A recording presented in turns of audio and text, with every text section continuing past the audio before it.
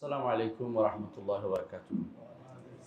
আলহামদুলিল্লাহ রাব্বিল আলামিন ওয়াস সালাতু ওয়াস সালামু আলা আশরাফিল আমবিয়া ওয়াল মুরসালিন নবিয়িনা মুহাম্মাদিন ওয়া আলা আলিহি ওয়া সাহবিহি আজমাইন, আম্মা বা'দ। আলহামদুলিল্লাহ, আজকে আমরা ইমাম মুসলিম রাহিমাহুল্লাহ জামে মসজিদ, বড় ভাঙ্গা, সারুলিয়া, ডেমরা, ঢাকা, এই মসজিদে আমরা আলহামদুলিল্লাহ আল্লাহর একটি ঘরে আল্লাহ তাআলার সালাতের পরে আমরা এখানে বসেছি আল্লাহর দ্বীনি আলোচনা করার জন্য। আল্লাহর কাছে দোয়া করি আল্লাহ যেন আমাদের এই মজলিসটা কবুল করেন, আমিন। তিনি যেন তার ফেরেশতাদেরকে আমাদের উপরে সাকিনা নাযিল করার ব্যবস্থা, তার পক্ষ থেকে সাকিনা নাযিল করেন, ফেরেশতারা যেন আমাদের মজলিসটাকে ঢেকে রাখেন, এবং তার পক্ষ থেকে আল্লাহ যেন তার কাছে যারা আছে তারা যেন তার কাছে যেন আমাদের কথা আল্লাহ স্মরণ করেন, আমাদের কথা আলোচনা করেন। আল্লাহর কাছে এই আহ্বান রাখছি। আলহামদুলিল্লাহ, আমরা এই মজলিসগুলোতে আমরা বিশ্বাস করি যে এগুলো জিকিরের মজলিস, কারণ এখানে কোরআন হাদিসের আলোচনা হবে, দ্বীনের আলোচনা হবে। আর জিকিরের মজলিসগুলো হচ্ছে দুনিয়ার মধ্যে শ্রেষ্ঠ মজলিস, কোনো সন্দেহ নেই। আল্লাহর কাছে দোয়া করি যেন আমাদের এই মজলিসটাকে জিকিরের মজলিস হিসেবে কবুল করেন, বলেন আমিন। আলহামদুলিল্লাহ, আমরা আজকের আলোচ্য বিষয়টা আপনাকে শুনিয়ে দিচ্ছি, ইসলামের শাসক ও জনগণের পারস্পরিক দায়িত্ব হক সমূহ। এটা হচ্ছে আজকে আলোচ্য বিষয়। এই আলোচ্য বিষয়ে সুবহানাল্লাহ, এই আলোচ্য বিষয়ে মাত্র আল্লাহ তাআলা কোরআনে কারীমে দুটি আয়াতে উল্লেখ করেছেন, আর দুটি আয়াত পরপর উল্লেখ করেছেন, একটার সাথে একটা। ইবনে তাইমিয়া রাহমাতুল্লাহ আলাইহি এই দুটি আয়াত দিয়ে একটা গ্রন্থ লিখেছেন, নাম দিয়েছেন আস-সিয়াসাতুশ শারঈয়া। এই নামটা অবশ্য অন্যরা দিয়েছেন, তিনি তো আর এই নাম দেন নাই, কিন্তু বলে আলোচনা করে গেছেন। এই দুটি আয়াত দিয়ে একটা বই লিখেছেন। তো আমরা দুটি আয়াত ভালো করে বুঝি, তাহলে ইবনে তাইমিয়ার বইটা সহজে বুঝে ফেলব। ইবনে তাইমিয়া রাহমাতুল্লাহ আলাইহি এই যে শাসক এবং জনগণের পারস্পরিক দায়িত্ব, কর্তব্য, হক সমূহ নিয়ে আলোচনা করেছেন। তিনি আয়াতটা এনেছেন প্রথমে দুইটা, সূরা আন-নিসার ৫৮ এবং ৫৯ নম্বর আয়াত। সূরা আন-নিসার ৫৮ এবং ৫৯ নম্বর আয়াত। ৫৮, ইন্নাল্লাহা ইয়া'মুরুকুম আন তু'আদ্দুল আমানাতি ইলা আহলিহা ওয়া ইযা হাকামতুম বাইনান নাস আন তাহকুমু বিল আদল ইন্নাল্লাহা নি'মা ইয়া'ইযুকুম বিহি ইন্নাল্লাহা কানা সামিআন বাসীরা। এই আয়াতটা হচ্ছে সূরা আন-নিসার 58 বা ৫৮ নম্বর আয়াত। এরপর আয়াতটা হচ্ছে ইয়া আইয়ুহাল্লাযীনা আমানু আতিউল্লাহা ওয়া আতিউর রাসূলা ওয়া উলিল আমরি মিনকুম ফা ইন তানাযা'তুম ফি শাইইন ফারুদ্দু ইলাল্লাহি ওয়ার রাসূল ইন কুনতুম তু'মিনুনা বিল্লাহি ওয়াল ইয়াউমিল আখির যালিকা খায়রুন ওয়া আহসানু তা'ওয়িলা। সূরা আন-নিসা 59 বা 59। এই দুটি আয়াতেই মূলত আমরা এই বিষয়টা নিয়ে আলোচনা করব। দুটি আয়াত নিয়ে আলোচনা হবে পুরোটাই ইনশাআল্লাহ, কারণ শাসক ও শাসিতের ব্যাপারে কোরআনে কারীমে এই দুটি আয়াতে বিস্তারিত বলছে। বাকিগুলি আমরা এর সাথে তাবের হিসেবে আনবো, সাথে সাথে আত্তাবের তাবে, যেমন বলা হয় ফিকহের কায়দা ফিকহি হিসাবে।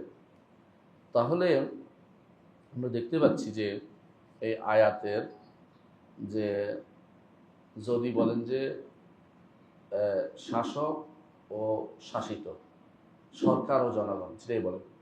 সরকার ও জনগণের মধ্যে দুটি জিনিসের মধ্যে একটা কম্বাইন্ড আলোচনা হবে। একটা হচ্ছে আদাউল আমানাত ইলা আহলিহা, আমানত তার যারা আমানতের অধিকারী, আমানত রাখার অধিকারী, তাদের কাছে দেয়া, প্রত্যাপন করা। মানে আমানত কার কাছে দিবেন আপনি, আপনি একটা যারা মালিক আমানত তার কাছে যথাযথভাবে পৌঁছে দেয়া, এটা হলো ১ নম্বর কথা। তো আমানতগুলো হচ্ছে ওয়ালায়াত এবং আমওয়াল, ইবনে তাইমিয়া বলতেছেন এটা। আর দ্বিতীয় কাজ হচ্ছে আল হুকুম বিল আদল, আন তাহকুম বিল আদল। প্রথম আয়াতটা যেটা বলা হয়েছে যে ইন্নাল্লাহা ইয়া'মুরুকুম আন তু'আদ্দুল আমানাতি ইলা আহলিহা ওয়া ইযা হাকামতুম বাইনান নাস আন তাহকুমু বিল আদল। তো দ্বিতীয়টা হচ্ছে আল হুকুম বিল আদল। তিনি সংক্ষেপে উল্লেখ করে, আল্লাহ কোরআনে উল্লেখ করে দিয়েছেন। হুকুম বিল আদল হবে হুদুদ এবং হুকুক, হুদুদ এবং হুকুক। আর হুদুদের ব্যাপারে হয় অনির্ধারিত লোকদের ব্যাপারে হবে হুদুদ হুকুক, না হলে নির্ধারিত কিছু লোকদের ব্যাপারে হবে। এই হচ্ছে রাষ্ট্রের অধিকার। রাষ্ট্রের কাছে আপনি এগুলি পাবেন, রাষ্ট্রের কাছে আপনি এগুলি পাবেন। একটা হচ্ছে আপনি আমানত, রাষ্ট্রে আপনার কাছে পৌঁছে দেওয়ার দায়িত্ব, মানে রাষ্ট্র আপনাকে আপনার আমানত যেটা আপনার পাঠাবেন, আপনি যে প্রাপ্যটা আপনাকে দিবেন। ২ নম্বর হচ্ছে হুকুম বিল আদল, ইনসাফপূর্ণ বিচার। ইনসাফপূর্ণ বিচার শব্দ কি বেশি বাইরে যাচ্ছে? এটা কমাই দিচ্ছে, ঠিক আছে, এমনি হবে, শোনা যাচ্ছে এখন? তাহলে ঠিক আছে, এখন আর অসুবিধা হবে না আশা করি। তাই আর দ্বিতীয়টা হচ্ছে হুকুম বিল আদল, এটা ইনসাফ ভিত্তিক বিচার করা। এটা অনির্ধারিত অনেকের উপর দিয়ে নির্ধারিত আছে, আবার নির্ধারিত কিছু ব্যক্তির উপর দিয়ে আছে। এইভাবে হচ্ছে রাষ্ট্রের কর্মকাণ্ড চলবে। আর বান্দা কি করবে? শাসিতরা কি করবে? শাসিতরা করবে রাষ্ট্রের প্রতি, এটা আল্লাহ তাআলা যেটা উল্লেখ করেছেন, ইয়া আইয়ুহাল্লাযীনা আমানু আতিউল্লাহ ওয়া আতিউর রাসূলা ওয়া উলিল আমরি মিনকুম, উলিল আমরে মিনকুম। তো তাদের দায়িত্ব হচ্ছে তাআত। এটুকু কোরআনে কারিমে উল্লেখ করেছে, আমরা বিস্তারিত আলোচনা করব। তো এটুকু দিয়ে ইবনে তাইমিয়া রাহমাতুল্লাহ বিস্তারিত ব্যাখ্যা করে, মাশাআল্লাহ আলহামদুলিল্লাহ, ওনার তো নাফাস তাওয়িল, মানে অনেক লম্বা তার আলোচনা, একটা আয়াত দিয়ে শুরু করে এটা দিয়ে পুরো বই লিখে ফেলেছেন। তো আমরা এটাকে ব্যাখ্যা করে আলোচনা করবো ইনশাআল্লাহ। প্রথমে আলোচনা করি শাসকের কি দায়িত্ব। শাসকের কি দায়িত্ব? শাসকের দায়িত্ব কেন জানতে হবে? কারণ ইসলাম মনে করে শাসক বা শাসন হচ্ছে আমানত, মানে শাসন করাটা হচ্ছে একটা বড় ধরনের দায়িত্ব হাতে নেওয়া। এর জন্য আল্লাহর কাছে জিজ্ঞাসা করা হবে, আমানাতের ব্যাপারে জিজ্ঞাসা করা হবে। এই জন্য আমানাতেরও জিজ্ঞাসা করা হবে। এই শাসকরা হচ্ছে সবচেয়ে বড় আমানত বহন করে। যদি ভালো হয়, হাকিম আদেল হয়, তাহলে আরশের নিচে ছায়া পাবে। আর যদি জালেম হয়, তাহলে তার জন্য বড় ধরনের শাস্তি অপেক্ষা করছে, যেটা হাদিসে আছে। তো কি কি কাজ করলে একজন শাসক তার দায়িত্ব পালন হয়ে যাবে? এক নম্বর কাজ হচ্ছে যেটাকে ওয়াজিবাত আসাসিয়া, মৌলিক দায়িত্ব বা ওয়াজিবাত দিনিয়া, যেটা পালন করতেই হবে তাকে। এ ব্যাপারে কোনো ছাড় চলবে না, অথচ এই ব্যাপারে ছাড়টা হয়ে যায় বেশিরভাগ সময় মানুষের দেখা যায় শাসকদের মাঝে। দিনই দায়িত্ব, দিনের দায়িত্ব পালন করা সবার আগে। এটাকে বলে ইকামতুদ্দিন, দিন প্রতিষ্ঠা করা। দিন প্রতিষ্ঠা বলতে কি বোঝায়? আমাদের সমাজে যা বুঝে তা নয়। দিন প্রতিষ্ঠা বলতে দুইটা জিনিস বুঝে। দিন প্রতিষ্ঠা বলতে দুইটা জিনিস বোঝায়। এক নম্বর হচ্ছে দিনকে সংরক্ষণ করা, দুই নম্বর হচ্ছে দিনকে বাস্তবায়ন করা। ঠিক আছে? তাহলে আমরা বলতে চাচ্ছি যে শাসকের যে হকের মধ্যে যেটা প্রথম হক হচ্ছে যে মৌলিক হকের মধ্যে একটা হচ্ছে দিন প্রতিষ্ঠা করা। এইটার ভিতরে দুইটা জিনিস, একটা হচ্ছে দিনকে সংরক্ষণ করা, আরেকটা হচ্ছে দিনকে প্রচার প্রসার করা। আরেকটা হক একটা দিন প্রতিষ্ঠা, আরেকটা হক হচ্ছে দিন দিয়ে দুনিয়ার শাসন ব্যবস্থা পরিচালনা করা, দিন দিয়ে দুনিয়াকে শাসন করা, বুঝছেন তো? তাহলে দিনটাকে মেইন, তাহলে ওয়াজিবাত দিনিয়া বা ওয়াজিবাত আসাসিয়া, মৌলিক দায়িত্ব হচ্ছে শাসকের যে তিনি দিনের একামত করবেন, দিনকে প্রতিষ্ঠা করবেন। আর দায়িত্ব হচ্ছে দিন দিয়ে তার শাসন পরিচালনা করবেন, এটা তার দায়িত্ব। তো দিন দিয়ে হেফজ কিভাবে করবেন? দিনের হেফজ কিভাবে করবেন? প্রথমত আমরা বলছি দিনের হেফাজত করবেন এবং দিনকে বাস্তবায়ন করবেন। তো দিনকে হেফাজত কিভাবে করবেন? এটার জন্য তিনটি জিনিস। এক নম্বর হচ্ছে দিনের প্রচার প্রসার করবেন, তার দায়িত্ব এটা। যেমন রাসূলুল্লাহ নবীরা যেটা করেছেন, মুহাম্মদ সাল্লাল্লাহু আলাইহি ওয়াসাল্লাম যেটা করেছেন, এবং এর দিকে আহ্বান জানাবেন। দাওয়াত ইলাল্লাহ। আমরা ইকামতে দিন বলতে এগুলি কোনোটাই বুঝি না আমাদের সমাজে, তাই না? অথচ মূল কাজটা হচ্ছে ইকামতে দিনের নাসরুদ্দিন, আর হচ্ছে আর দাওয়াতু ইলাইহি। এটা প্রথম কাজ হবে দিনের প্রচার প্রসার করা এবং এই দিনের দিকে মানুষদেরকে আহ্বান জানানো। কীভাবে আহ্বান জানান? বিল কালাম, কলম দিয়ে, লিখনির মাধ্যমে, বিল লিসান, জিব্বার মাধ্যমে, অথবা বিস সিনান, তিনি যেহেতু শাসক তার সিনানের ক্ষমতাও আছে, তরবারির ক্ষমতাও আছে। ওমর রাদিয়াল্লাহু আনহু যেটা তোলা দিতেন, উপরে উঠাইলে বুঝতেন যে ভয় পাইছে, সবাই ঠিক হয়ে যেত। আর উল্টাপাল্টা করলে তিনি কী করতেন? সবিকের যেমন পিটাইছেন, সবিক কোরআন নিয়ে এখান থেকে ওইখানে বিরুদ্ধে লাগাচ্ছিল। ওমর রাদিয়াল্লাহু আনহু বলছেন একটা আনো, খেজুরের ডাল আনো, খেজুরের ডাল দিয়ে মাথা পিটিয়েছেন। বলতে গেছে? বলে হ্যাঁ, সব চলে গেছে। বলে এরকম না হলে সিনান লাগবে, শাসকের এটা বিশেষ দায়িত্ব। এই জন্য এক নম্বর কাজ হচ্ছে একামতের প্রথম কাজ হচ্ছে কি করা? সংরক্ষণ করা। আর সংরক্ষণ করতে হলে, দিন সংরক্ষণ করতে হলে এক নম্বর দায়িত্ব, আমি একের ভিতরে এক আবার আসছি, বুঝছেন তো? প্রথম দায়িত্ব হচ্ছে দিনকে প্রসার করা, দিনের দিকে মানুষকে আহ্বান করা। বিল কালামি ওয়াল লিসানি ওয়া বিস সিনানি, কলম, লিসান এবং সিনান। সিনান মানে হচ্ছে তরবারি, অস্ত্র। অস্ত্র দিয়ে হইলো সোজা করতে হবে তাদেরকে, অস্ত্র দিয়ে হইলো সোজা করতে হবে। যেখানে অন্যায় আছে সেখানে অস্ত্র ব্যবহার করতে হবে। এটা তার দায়িত্বের ভিতরে পড়ে, এটা ছাড়ের ভিতরে পড়ে না। এটা এক নম্বর দায়িত্ব। দ্বিতীয় দায়িত্ব হচ্ছে দফর শুবলা বাতিল ও মহারাবাতিহা, দিনের উপরে যত রকমের সন্দেহ মানুষে নিয়ে আসবে। ধরেন এখন কোরআনি ফেরকা হয়ে যাচ্ছে এলাকার পর এলাকা, অথবা বেশিরভাগ শিয়া হয়ে যাচ্ছে, অথবা খারিজি হয়ে যাচ্ছে, অথবা অনেক মানুষ আছে যারা দিনের নামে বদ্দিনী ঢুকাই দিচ্ছে। এগুলির বিরুদ্ধে দাঁড়ানো এটা তার তৃতীয় দায়িত্ব। সন্দেহ প্রতিরোধ এটা হচ্ছে ওইটার দাওয়াত, এটা হলো কি প্রতিরোধ করা, এটা দায়িত্ব, 2 নম্বর দায়িত্ব। 3 নম্বর দায়িত্ব হচ্ছে যে রাষ্ট্র সংরক্ষণ, অর্থাৎ এই রাষ্ট্র হচ্ছে দিনই রাষ্ট্র, যে কোনো রাষ্ট্র হিসেবে নয়। আমরা যেই আমাদের অনেকেই এই নিয়তের কারণে সবটা থেকে বঞ্চিত। আপনারা জানেন, আপনি যদি ধরেন কোনো বাংলাদেশ রাইফেলসে চাকরি করেন, আপনি যদি নিয়ত করেন যে ইসলামী রাষ্ট্র বাংলাদেশ একটা, আমি এটা হেফাজত করতে আসি, তাহলে আপনি কিন্তু রাসূলুল্লাহ সাল্লাল্লাহু আলাইহি ওয়াসাল্লাম বলছেন যালিকুম রিবাত, আপনি কি করবেন? রেবাতের সওয়াব পাবেন। রেবাত হচ্ছে যেটা বলছে মরা মাত্রই প্রশ্ন কোনো নাই, তাদের আর প্রশ্ন নাই, জান্নাতে যাওয়া যথেষ্ট। এত বিশাল সুবিধা ইসলামী রাষ্ট্র, সীমানা পাহারা দেয়া। তো এই দায়িত্বটা নিয়তের কারণে হয় না, কারণ আমরা মনে করি যে আমরা একটা রাষ্ট্র আছি, হ্যাঁ, এটা অমুক রাষ্ট্র, এই জাতীয় রাষ্ট্র, ওই জাতীয়, কত রকম ভাগ করি না, জাতীয়তাবাদী রাষ্ট্র অথবা গণতান্ত্রিক রাষ্ট্র অথবা সমাজতান্ত্রিক রাষ্ট্র অথবা কত রকমের রাষ্ট্র নাম দিচ্ছি আমরা। এগুলির কারণে কিন্তু আমরা পুরো জিনিসটা থেকে বঞ্চিত হচ্ছি, কোনো সওয়াবের অধিকারী হচ্ছে না, বরং আরও গুনাহ হবে। অনেক সময় মারা গেলে এগুলি রায়াতিন আইমিয়া, মানে না জানা কোনো ঝান্ডার পিছনে মারা যাওয়ার মতো অবস্থা হবে। এই জন্য আমি 3টা বলেছি, হ্যাঁ, মনে রাখতে পারবেন কেউ? মনে করতে পারছেন কেউ? দেখি, প্রথম দায়িত্ব কি একজন শাসকের? একামতুদ্দিনের মধ্যে প্রথম দায়িত্ব কি? হেফজ করা, দিনের সংরক্ষণের কয়টা জিনিস? 3টা। 1 নম্বর হচ্ছে দাওয়াত দেয়া, 2 নম্বর হচ্ছে প্রতিরোধ করা, 3 নম্বর হচ্ছে আহসানতা, 3 নম্বর হচ্ছে ইসলামী রাষ্ট্রের, দিনী রাষ্ট্রের হেফাজত করা, এবং যাতে করে মুসলিমরা সেখানে নিরাপদে থাকতে পারে, তাদের উপরে কোনো বাইরের আক্রমণ আসতে না পারে। এটা তার প্রথম, কারণ দিন হিসাবে এটা হেফাজত করতেছে সে। রাষ্ট্রের হেফাজত পরের কথা, দিন হিসাবে, দিনের উপরে যেন তার উপর আক্রমণ না। 2 নম্বর হচ্ছে দিনকে বাস্তবায়ন। এই বাস্তবায়নের মধ্যে 1 নম্বর কাজ হচ্ছে আল্লাহর শরীয়তকে প্রতিষ্ঠা করা এবং তার সীমারেখা মেনে চলা।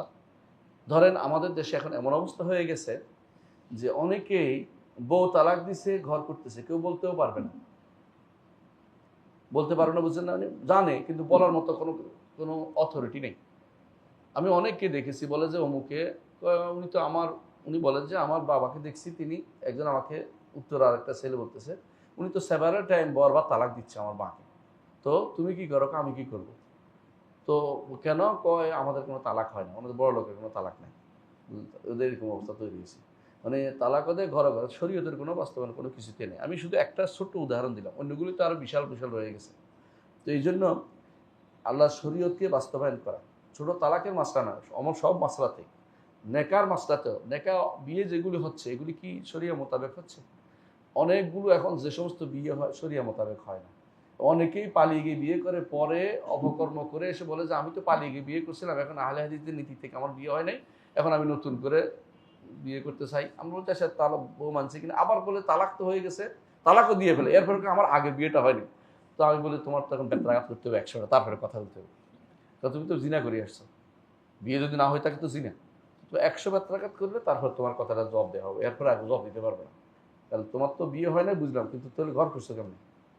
তো ঘর কেমনে করছো? এটা তো একটা আরেকটা শাস্তি, তুমি মাপ পেয়ে যাবে, এটা তো ঠিক না, শাস্তি আছে তোমার। তো আল্লাহর দিনের শরীয়তের বাস্তবায়ন, দিনের তোলে 2টা সাইড আছে, একটা দিনের দাওয়াতের সাইড, একটা কি হেফাজতের সাইড, একটা কি বাস্তবায়নের সাইড। বাস্তবায়নের সাইডের প্রথম কাজ হচ্ছে শরীয়ত বাস্তবায়ন, আল্লাহ শরীয়ত বাস্তবায়ন এবং তার বিধিবিধান যথাযথভাবে পৌঁছে দেওয়া, জাকাত উসুল করা, জাকাত নেয়া এবং সেনাবাহিনী সংরক্ষণ করা, বিচার ব্যবস্থা ইসলামিকীকরণ, দিনের শরিয়ার মোতাবেক বিচার ব্যবস্থা করা এবং হুদুদ বাস্তবায়ন করা। হুদুদ মানে হচ্ছে নির্ধারিত যে সমস্ত বিচার আছে শরীয়তের, এগুলিকে যথাযথ বাস্তবায়ন করা। এটুকু পর্যন্ত তাদের 1 নম্বর দায়িত্ব। 2 নম্বর দায়িত্ব হচ্ছে মানুষদেরকে এই কাজের জন্য উদ্বুদ্ধ করা, হয় ভয়ের মাধ্যমে, না হয় এই আগ্রহ দেখানোর মাধ্যমে। ওয়াজের মাধ্যমে হোক। তার দায়িত্ব হচ্ছে এটাকে কিভাবে বাস্তবায়ন করবে। আমাদের দেশে এটা বাস্তবায়নের কোনো ব্যবস্থা নেই। আমি শুধু উদাহরণ দিয়ে বুঝাচ্ছি। আপনি কি জানেন সারা বাংলাদেশে কোথাও আল্লাহর শরীয়ত পড়ানো হয় না? কোথাও আল্লাহর শরীয়ত পড়ানো হয় না। আমাদের দেশে যেগুলি পড়ানো হয় এগুলি হচ্ছে জাস্ট গতানুগতিক, যে মাদ্রাসাগুলিতে যা পড়েন এগুলি কি কোথাও আল্লাহর শরীয়ত পড়ে? এবং যেগুলি পড়ে এগুলি কি শরীয়ত সম্পর্কে তারা জানে? শরীয়ত বাস্তবায়ন না করলে যে গুনাহ হয়, ঈমান চলে যায়। আল্লাহ শরীয়ত অবজ্ঞা করলে যে ঈমান চলে যায়, এইটুকু ধারণা আমাদের হুজুরদেরও নেই, আলেমদেরও নেই। বিশেষ করে বড় বড় মাদ্রাসার হুজুর জিজ্ঞাসা করবেন, আচ্ছা আল্লাহ শরীয়ত যে বাস্তবায়িত হচ্ছে না, এবারে আপনাদের কি কোনো দায়িত্ব নেই? তারা ওয়াজও করেন, আলোচনাও করেন, তারা শুধু ফাজাইল নিয়ে আসেন অনেকেই, কিন্তু ফরায়েজ হুদুদ নিয়ে তাদের আলোচনা কখনো আসে না। এই জন্য 2 নম্বর দায়িত্ব হচ্ছে তাদের দায়িত্ব, শাসকের দায়িত্ব হচ্ছে মানুষদেরকে দুইভাবে, হয় তারগিব দিবে, উৎসাহ দিবে যে আল্লাহ দিন মানা দরকার, আল্লাহ দিন মানতে হবে, তোমাদেরকে রেডিওতে, টেলিভিশনে, মিডিয়াতে বিভিন্নভাবে দিনে উৎসাহ দিবে, অথবা ভয় দেখাবে যে যদি না মানো, এখানে যদি কোনো আজান না হয় তাহলে আমি দেখে নেব। কারণ আলেমরা বলে থাকেন যদি কোথাও কোনো এলাকার মানুষ বলে আজান দিব না, রাষ্ট্রের উপর কর্তব্য হয়ে যায় সেখানে যুদ্ধ করা, ইবনে তাইমিয়া রাহমাতুল্লাহ আলাইহি যুদ্ধ করেছেন তাতারদের বিরুদ্ধে। কি জন্য বলেন তো? কারণ তারা শরীয়ত বাস্তবায়ন করতে অস্বীকার করেছিল, এই জন্য ইবনে তাইমিয়া যুদ্ধ করেছেন। তাতারদের কাছে যখন তিনি আলোচনা করতে গেছেন, তারা তখন দেখাচ্ছে ইবনে তাইমিয়া রাহমাতুল্লাহ আলাইহিকে যে দেখেন আমাদের কাজী আছে, দেখুন আমাদের মুয়াজ্জিন আছে, আমাদের ইমাম আছে, তিনি তো ইমাম দেয়, আজান দেয়, তারপর আপনার সমস্যা কোথায়? তিনি বলতেছে সমস্যা তো এটা না, আল্লাহ শরীয়ত যেখানে আত-তায়ফাতুল মানিআ মিন তাতবিক শারঈল্লাহ, যে সমস্ত গোষ্ঠী আল্লাহর শরীয়ত বাস্তবায়ন করে না তাদের বিরুদ্ধে যুদ্ধ করতে আমরা আদিষ্ট। এর প্রমাণ হচ্ছে আবু বকর রাদিয়াল্লাহু আনহু। আবু বকর রাদিয়াল্লাহু যাকাত দেন, আপনি বুঝছেন তো? তার বিরুদ্ধে যুদ্ধ করেছেন। ওয়াল্লাহি লা উকাতিলান্না মান ফাররাকা বাইনাস সালাতি ওয়াজ যাকাত। আল্লাহর শপথ করে বলছি, যারা সালাত এবং যাকাতের মধ্যে পার্থক্য করবে তাদের মধ্যে আমি কি করতে যুদ্ধ করব। ওই সময় তো ছিল যাকাত দেয় নাই, এখন তো সালাতে পড়ে না, এখন তো আরো ভয়াবহ অবস্থা। আপনি বুঝাতে পারছি? একটা সময় আমরা কানতাম যে যাকাত দিল না, এখন সলাৎ পড়ে না, এটার জন্য আমরা সলাৎ পড়ার জন্য সে ব্যবস্থাপনা অনেক জায়গাতে নেই। তো ব্যক্তিগত কেন্দ্রিক আমরা, ব্যক্তি সমাজ কেন্দ্রিক আমরা সলাৎ ব্যবস্থাপনা করি। রাষ্ট্রীয়ভাবে এটা করার দরকার ছিল যে সলাৎ না পড়লে তাদের এই শাস্তি থাকা উচিত, এরকম থাকা দরকার ছিল। এবং সলাৎ না পড়লে তার এই বিধান হবে, এটা কঠিনভাবে থাকা উচিত। হয় তারগীবান হয় তারহিবান, অর্থাৎ হয় ভয় দেখিয়ে, না হয় আগ্রহ দেখিয়ে, পুরস্কার দিয়ে, যেভাবে হোক যারা এটা করবে তাদেরকে নিয়োগ দেব। যারা নামাজ সালাত আদায় করে না তারা হইতে পারবে না। যেমন ইসলামী রাষ্ট্রে যে সালাত আদায় করে না সে ইসলামী রাষ্ট্রের কোনো পদে থাকতে পারে না, এটাই নিয়ম। কারণ সে তো এমপি হতে পারে না, সে বিচারক হতে পারবে না, সে ডিসিএসপি হতে পারবে না, সে কোনো দায়িত্বে থাকতে পারে না। কেন? সে তো মুসলিম না, যে সালাত আদায় করে না, একবারে বাদ দিয়ে দিছে। যে পড়ে ছাড়ে সেটা হলো গুনাহগার, বা এটা ইখতিলাফের মাসালা, এ নিয়ে আমি যাচ্ছি না। কিন্তু যারা আমাদের দেশে একটা বিশাল গোষ্ঠী আছে দিন সম্পর্কে সম্পূর্ণ অবজ্ঞা করে যাচ্ছে দিনকে, এবং সেগুলি তারা বিভিন্ন মিডিয়াতেও বলে যাচ্ছে অবলীলায়, কোনো মুখে কোনো বাঁধছে না। বরং যারা দিন মানে তাদের বিরুদ্ধে যত বেশি খোঁচাখুচি করতে পারে, যত বদনামি করতে পারে, তারা অনেকটা বেশি খুশি থাকে। তো এইগুলি কিন্তু রাষ্ট্রীয় দায়িত্ব, ব্যক্তি দায়িত্ব না। এখন ব্যক্তি দায়িত্ব হিসেবে আমরা নিয়ে আমাদের অনেকেই নিয়ে কষ্ট পায়, কিন্তু রাষ্ট্রীয় দায়িত্ব হলে এই কষ্টটা কমে যেত। তো আপনারা জানেন যে এই দায়িত্ব এখনও যে জায়গাতে সবচেয়ে বেশি প্রতিফলিত, আলহামদুলিল্লাহ সৌদি আরবে এটা প্রতিফলিত হয়। আপনারা জানেন যে ওখানে যদি খবর পাওয়া যায় যে তিনি নামাজ পড়তে না, তাহলে বলে যে তার সাথে আর এই হবে না, অনেকগুলো হুকুম চলে আসে কোর্টের পক্ষ থেকে, যে এমনকি তাকে কোনো দায়িত্ব থেকে সব দায়িত্ব অব্যাহতি দেওয়া হয়েছে, নামাজ সালাত আদায় করে না। তো এরকম যদি থাকতো যে তারহিব, যে সালাত আদায়কারীকে প্রাধান্য দেওয়া হবে বা তাদেরকে দেওয়া হবে, যারা সালাত আদায় করে না তাদেরকে বাদ দেওয়া হবে, দেখবেন মানুষ সুন্দর হয়ে যেত। কারণ আল্লাহ তাআলা ইন্নাল্লাহা লা ইয়াজরু বিস-সুলতানি মা লা ইয়াজরু বিল কোরআন, এটা ওসমান রাদিয়াল্লাহু আনহু বলেছেন। ইমাম ইবনে কাসির রহমতুল্লাহ আলাইহি এটা এনেছেন সূরা হাদীদের তাফসীরে, যে আল্লাহ তাআলা সুলতান দিয়ে যা, শাসক দিয়ে যা করতে পারেন, ওয়াজ দিয়ে তা করতে পারেন না, কোরআন দিয়ে তা করতে পারেন। আপনি কোরআন ওয়াজ করলেন, শুনলো না, আসলোই না, কিন্তু শাসকের একটা অর্ডার কিন্তু অনেক ভালো কাজ দেয়। আপনি ভালো করে দেখবেন, যে কোনো একটা অর্ডার অনেক ভালো কাজ দেয়। তো এরকম এই জন্য দুইটি কাজ আমরা বলেছি, কি দুইটা কাজ। একামতের দিনের তলে কয়টা ধারা হলো? দুইটা স্যার। একটা হলো কি, আবার বলছি মন থাকার জন্য, দিনকে হেফাজত করা, আর একটা হলো দিনকে বাস্তবায়ন করা। দিনকে হেফাজত করার কথা তিনটা বলছি, আর দিন বাস্তবায়নের কথা দুইটা বলছি। বুঝতে আসছে? তাহলে আমরা এটা মনে থাকার জন্য, মুখস্থ রাখার জন্য বলছি, যাতে করে বুঝতে পারি যে আমরা আসলে একামতের দিন নামে যা চালিয়ে যাচ্ছি আসলে কি একামতের দিন কিনা। একামত দিন তো এটা রাষ্ট্রীয় দায়িত্ব, ব্যক্তিরও দায়িত্ব, তার অধীনস্থদের জন্য প্রত্যেকে তার দায়িত্বশীল। প্রত্যেকে কুল্লুকুম রাইন ওয়া কুল্লুকুম মাসউলুন আন রাইয়াতিহি। আপনার ঘরে আপনি দায়িত্বশীল, আপনি এটা আদায় করবেন। এইটাই হচ্ছে দ্বিতীয়টা, যেটা এটা হচ্ছে দ্বিতীয় যেটা বলছি, যে মানুষদেরকে তারহিব দিয়ে কাজ করবেন। এটা দুই জায়গায় হয়। শাসক করবে হাতের মাধ্যমে, শাসক করবে হাতের মাধ্যমে। রাসূলুল্লাহ সাল্লাল্লাহু আলাইহি ওয়াসাল্লাম বলেছেন, মান রা মিনকুম মুনকারান ফালিয়ুগাইয়ির বিয়াদিহি ফাইন লাম ইস্তাতির ফাবিলিসানি ফাইন ইস্তাতা বিকলবি। তো শাসক কিভাবে করবেন? হাতে করবেন। তার মানে এটা একদম পুরা কট্টরভাবে করতে পারবেন তিনি। মুখও করবেন, এবং কি তিনি তার জন্য ৩ নম্বরটা না, কারণ আদরফুল ইমান তার কাজ না, যে আমি ঘৃণা করে দিলাম। ঘৃণা করার কি আছে? তার তো ক্ষমতা আছে বেশি, তার ক্ষমতা আছে। সে হাত দিয়েও করবেন, মুখ দিয়েও করবেন। আমাদের জন্য যারা, এটা আমর বিল মারুফ নাহি আনিল মুনকারের পর্যায়ে, এটা হলো আমর বিল নাহি আনিল মুনকার। এটা শাসক বাস্তবায়ন করবেন, যেহেতু লোক নিয়োগ দিবেন। আরব দেশে এটা আগে লোক ছিল, বলতো যে মোতাওয়া। মোতাওয়ারা কি করতো, কেউ যদি কোনো এই দরজা বন্ধ করতো না মসজিদের, তাহলে কি ইয়ার দোকানের, তো দোকানে তালা লাগাই দিত। আর আমি একবার কাশিমে ছিলাম, দেখছিলাম যে ওখানে যদি অমুসলিম যারা কাজ করে, তারাও দরজা বন্ধ করে ভিতরে থাকে ভয়ে, যে ধরে নিয়ে যাবে। তো আমাদের বাংলাদেশিরা তো অমুসলিম না, তারপর নামাজ পড়তে যায় না। তো এর মতো ওরা ধরে এনে ওই আকাশের তারকা ইয়ার দিকে, সূর্যের দিকে, হ্যাঁ, ইট একটা দিয়ে বলে তাকাই থাকবে ইটের দিকে। 1 ঘন্টা 2 ঘন্টা পরে সোজা হয়ে যায়, এরপরে আর এক জীবনে কোনোদিন সালাত ত্যাগ করে, সোজা মসজিদে চলে যায় আজান হলেই। তো এটা থাকার দরকার আছে। কেন? এটা হলো শাসকের কাজ, তাই না? শাসকে এই কাজটা করবে। এর বাইরে প্রত্যেকেই যে যেখানে মাসউল, সেখানে তার আমর বিল নাহি আনিল মুনকার দায়িত্বটা তার রয়েছে। যেমন তার এলাকাতে ডিসি সাহেব তার এলাকার দায়িত্বশীল, এবং কি যারা এলাকার আছেন, এই উপজেলা নির্বাহী অফিসার, তিনি তার এলাকার দায়িত্বশীল। চেয়ারম্যানরা তার এলাকার দায়িত্বশীল। মেম্বার তার অধীনস্থ দায়িত্বশীল। একটা পরিবারের মধ্যে পিতা তার ঘরের ব্যাপারে দায়িত্বশীল, পুরা ইয়ার ব্যাপারে। একটা মা তার একান্ত ঘরের মেয়েদের ব্যাপারে বা ছেলেদের ঘরের মধ্যে দায়িত্বশীল। আর পিতা সন্তানদের পুরো দেশে, ঘরে বাইরে সবখানে দায়িত্বশীল। এই জন্য রাসূলুল্লাহ সাল্লাল্লাহু আলাইহি ওয়াসাল্লাম হাদিসটা আপনাদের মনে আছে, কুল্লুকুম রাইন ওয়া কুল্লুকুম মাসউলুন আন রাইয়াতি। প্রত্যেকেই এখানে একটা শাসকের ভূমিকা পালন করে, প্রত্যেকেই। এই জন্য এই কাজটা, এই প্রথম কাজটা হলো কি, একামতুদ দিন, এটা আমরা আলোচনা করলাম।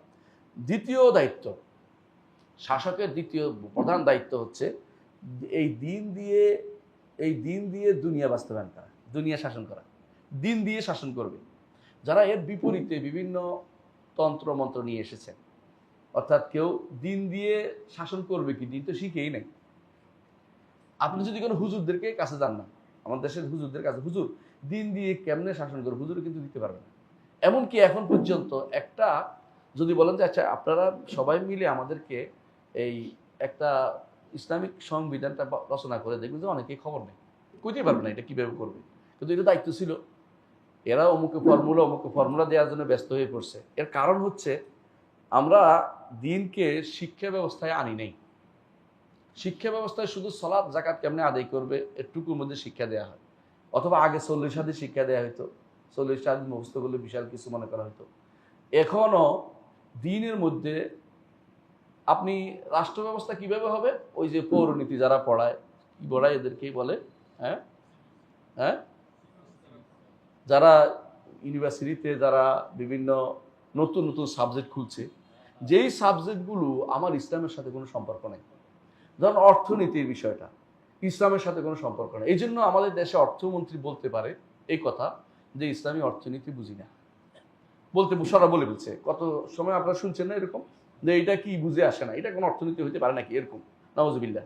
এবং অনেকে এটাও বলে ফেলে যে এটা এখন আর চলে না, তো তুই কাফের হয়ে যায় সঙ্গে সঙ্গে। কেউ যদি বলে যে এটা এখন চলে না, কাফের হয়ে যাবে, কারণ সে এটা না না চলে এটা বলতে পারে। ইসলাম কমপ্লিট কোড অফ লাইফ, জীবনের সর্বক্ষেত্রে ইসলাম আছে, সেখানে আপনি চলে না বলতে পারেন না এটাকে, আপনাকে এটা পড়াইতে হবে। তো এখন সমস্যা হচ্ছে পড়তেও দিব না, পড়বো না, পড়তেও দিব না, এমন একটা পরিবেশ দাঁড়িয়ে গেছে।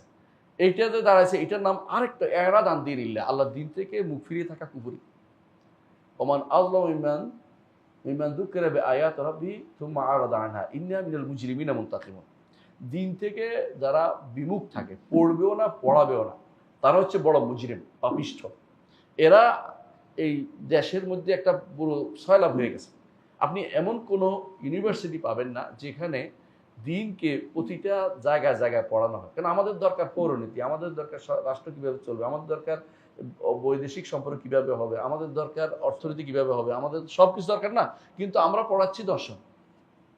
দর্শন তো কুফুরির মতো, কোনো কাম নেই দর্শন। ইসলামের কোনো দর্শন নেই। ইসলাম হচ্ছে মেনে নেওয়ার নাম।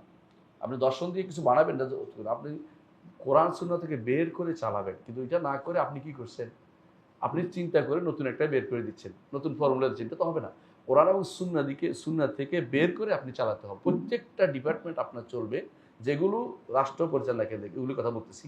বিজ্ঞানের বিষয়ে আমি আলোচনা করছি না, কারণ এগুলো জাগতিক বিষয়। জাগতিক কিভাবে পানি থেকে আপনি বরফ বানাবেন, এটা আমার ইসলামের কোনো সমস্যার ভিতরে পড়ে না, যদি না আপনি কোনো কিছু করেন। আমি বুঝাতে পারছি। কিন্তু যেগুলো ইসলাম দিয়ে দিয়েছে, নির্ধারণ করে দিয়েছে, শাসকের দায়িত্বের ভিতরে পড়ে, শাসিত দায়িত্ব হচ্ছে এটা মেনে নেওয়া। সেখানে আপনি যা ইচ্ছা তা মানতেও পারবেন না, যা ইচ্ছা তা বাস্তবায়ন করতে পারবেন না। কিন্তু এই কথা আপনি কতদূর বলতে পারবেন? এটা তো পরিবর্তন করতে আপনাকে মূল জায়গায় চেঞ্জ আসতে হবে। সেটা কি? শিক্ষা ব্যবস্থায় চেঞ্জ আনতে হবে। সে শিক্ষা ব্যবস্থায় চেঞ্জের জন্য আপনি কেউ চিন্তাও করে না। এই জন্য এমন লোকদের হাতে কখনো কখনো শিক্ষা ব্যবস্থা আসে যারা দিন সম্পর্কে কিছুই জানে না, দিন সম্পর্কে তাদের অবজ্ঞায় বেশি প্রকাশ পায়। অনেককে আপনি দেখতে পাবেন এরকম, সবাইকে বলছি না, অনেককেই দেখতে পাবেন এরকম।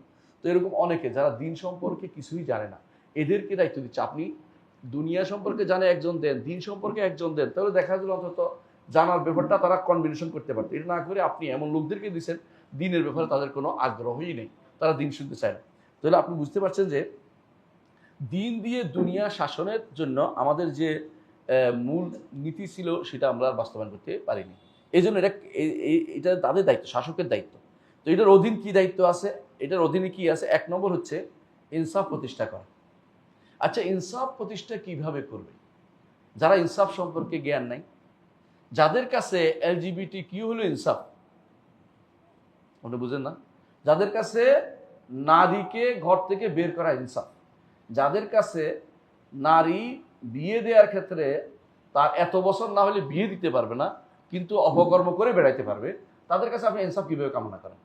আপনি বুঝাতে পারছি কথাটা? এটা বড় ধরনের একটা মানে আমাদের নৈতিক অধঃপতন যে কতটুকু পৌঁছে গেছে বুঝতে পারছেন। এরা তো আপনারই ঘরের কারো না কারোর ভাই, কারো না কারোর সন্তান। কিন্তু কেন এটা তৈরি হয়েছে এরকম? কারণ তারা জীবনে কোনোদিন এভাবে তাদেরকে পড়ানো হয়নি। তারা এমন জায়গায় পড়েছে দেশের বাইরে বা বিভিন্ন জায়গাতে, যেখানে তাদেরকে শেখানোই হয়েছে যে ইসলাম ব্যাকডেটেড, মানে ইসলাম হচ্ছে পিছনের কাতারে, এইটা এখন আর চলবে বলে মনে হয়। এদের অধিকাংশ অন্তরের কন্দরে এই কথাগুলি আছে। না থাকলে আল্লাহ মাফ করুক, আমার ধারণা যেন ভুল হয়, আমি আশা করি আমার ধারণা ভুল হয়ে যায়, ওরা যেন একদম আল্লাহর ফেরেশতা হয়ে যায়, এটা আমি কামনা করি, আল্লাহর কাছে দোয়া করি আল্লাহ যেন এরকম বাড়িয়ে দেয়। কিন্তু দেখা যাচ্ছে এদের মধ্যে আদল এবং রাফুল জুলুম যদি হইতে হয়, প্রথম 1 নম্বর হচ্ছে আদল কায়েম করতে হবে, জুলুম দূর করতে হবে। আদল এবং জুলুমের যে সংজ্ঞা, ইসলামিক সংজ্ঞাটাকে আপনাকে নিতে হবে। বুঝে আসছে কথাটা? আদল এবং জুলুমের সংজ্ঞাটা ইসলামিক নিতে হবে। আমাদের দেশে এখনো দুইজনের সম্মতিতে অপকর্ম হইলে এইটা কোনো জুলুম না, আছে না এটা আমাদের দেশে? আপনি আইনি এটাই দেখবেন। এখন এইটা তো আপনি 10 জন ধরিয়া অমুকে করছে, আমরা সম্মতিতে করছি, তো এরা এবারে আবার আপনার বিচার হইলো না, এটা কি আদল হইলো? বাবা মা শেষ হয়ে গেল দুঃখে, কিন্তু ছেলে মেয়েরা নষ্ট হয়ে গেল এইভাবেই অপকর্ম করে। এই জন্য আমরা আগে বলছিলাম যে আদল এবং রাফুজুল এটা দায়িত্ব কার? শাসকের। দ্বিতীয় দিন দিয়ে দুনিয়া শাসন করবে, দিন দিয়ে তার রাষ্ট্র শাসন করবে, দিন দিয়ে। তিনি আদল ও ইনসাফের জায়গাটা এখনো খুঁজে পাচ্ছেন না ওনারা অনেকেই। হ্যাঁ, এই জন্য আদল এবং জুলুমকে প্রতিহত করতে হবে। জুলুমকে প্রতিহত করার জন্য আদল প্রতিষ্ঠা করতে হবে। আর আদল যদি হয়, ইন্নাল্লাহ ইয়ামুরুল আদল ওয়াল ইহসান ওয়া ইতাই যিল কুরবা ওয়া ইয়ানহা আনিল ফাহশা ওয়াল মুনকার ওয়াল বাগি। এই আয়াতের তাফসীর দেখবেন। এই আয়াতের তাফসীর ইবনে তাইমিয়া লম্বা আলোচনা করেছেন যে এই একটি আয়াত শাসকের জন্য খুবই দরকার। ইয়ামুরুল আদল ওয়াল ইহসান, আদল এত বেশি দরকার, মানে এত বেশি দরকার সব মানুষের মাঝে, যে আদল যদি হয়, ইবনে তাইমিয়া বলতেছেন দৌলাল আদলাকে আল্লাহ সাহায্য করে, যদিও কাফের রাষ্ট্র হয়। দৌলাল আদলা, যে দৌলা ইনসাফ করে, সেই দৌলাকে আল্লাহ সাহায্য করে, যদিও তাদের মধ্যে কি থাকে, উল্টাপাল্টা থাকে। আর দৌলা জলেমা, যেটা জুলুম করে, যেটা আল্লাহ সাহায্য করে না। হ্যাঁ, কিছুদিন করবে, একসময় সেটাকে সরাই দিবে, তারা প্রতিষ্ঠিত থাকতে পারবে না। এটা এই জন্য যে তারা মানুষের ক্ষতি করে, আর মানুষের জুলুম যখন হয়, মানুষ সেটাকে সেখানে আল্লাহ তাআলার পক্ষ থেকে কখনো ভালো কিছু নাজিল হয় না। তাহলে 1 নম্বর কাজ কি বলছিলাম? 1 নম্বর কাজ কি? আদল। তাদের দিন প্রতিষ্ঠা করার জন্য প্রথম হচ্ছে আদল প্রতিষ্ঠা করা, তাই তো? এটা আদল প্রতিষ্ঠা করতে হলে আমাদের কোর্টগুলোকে ইসলামিক হতে হবে। কারণ আদল প্রতিষ্ঠা করার দায়িত্ব সরাসরি শাসকরা করে না, কারা করে? বিচার ব্যবস্থা করে।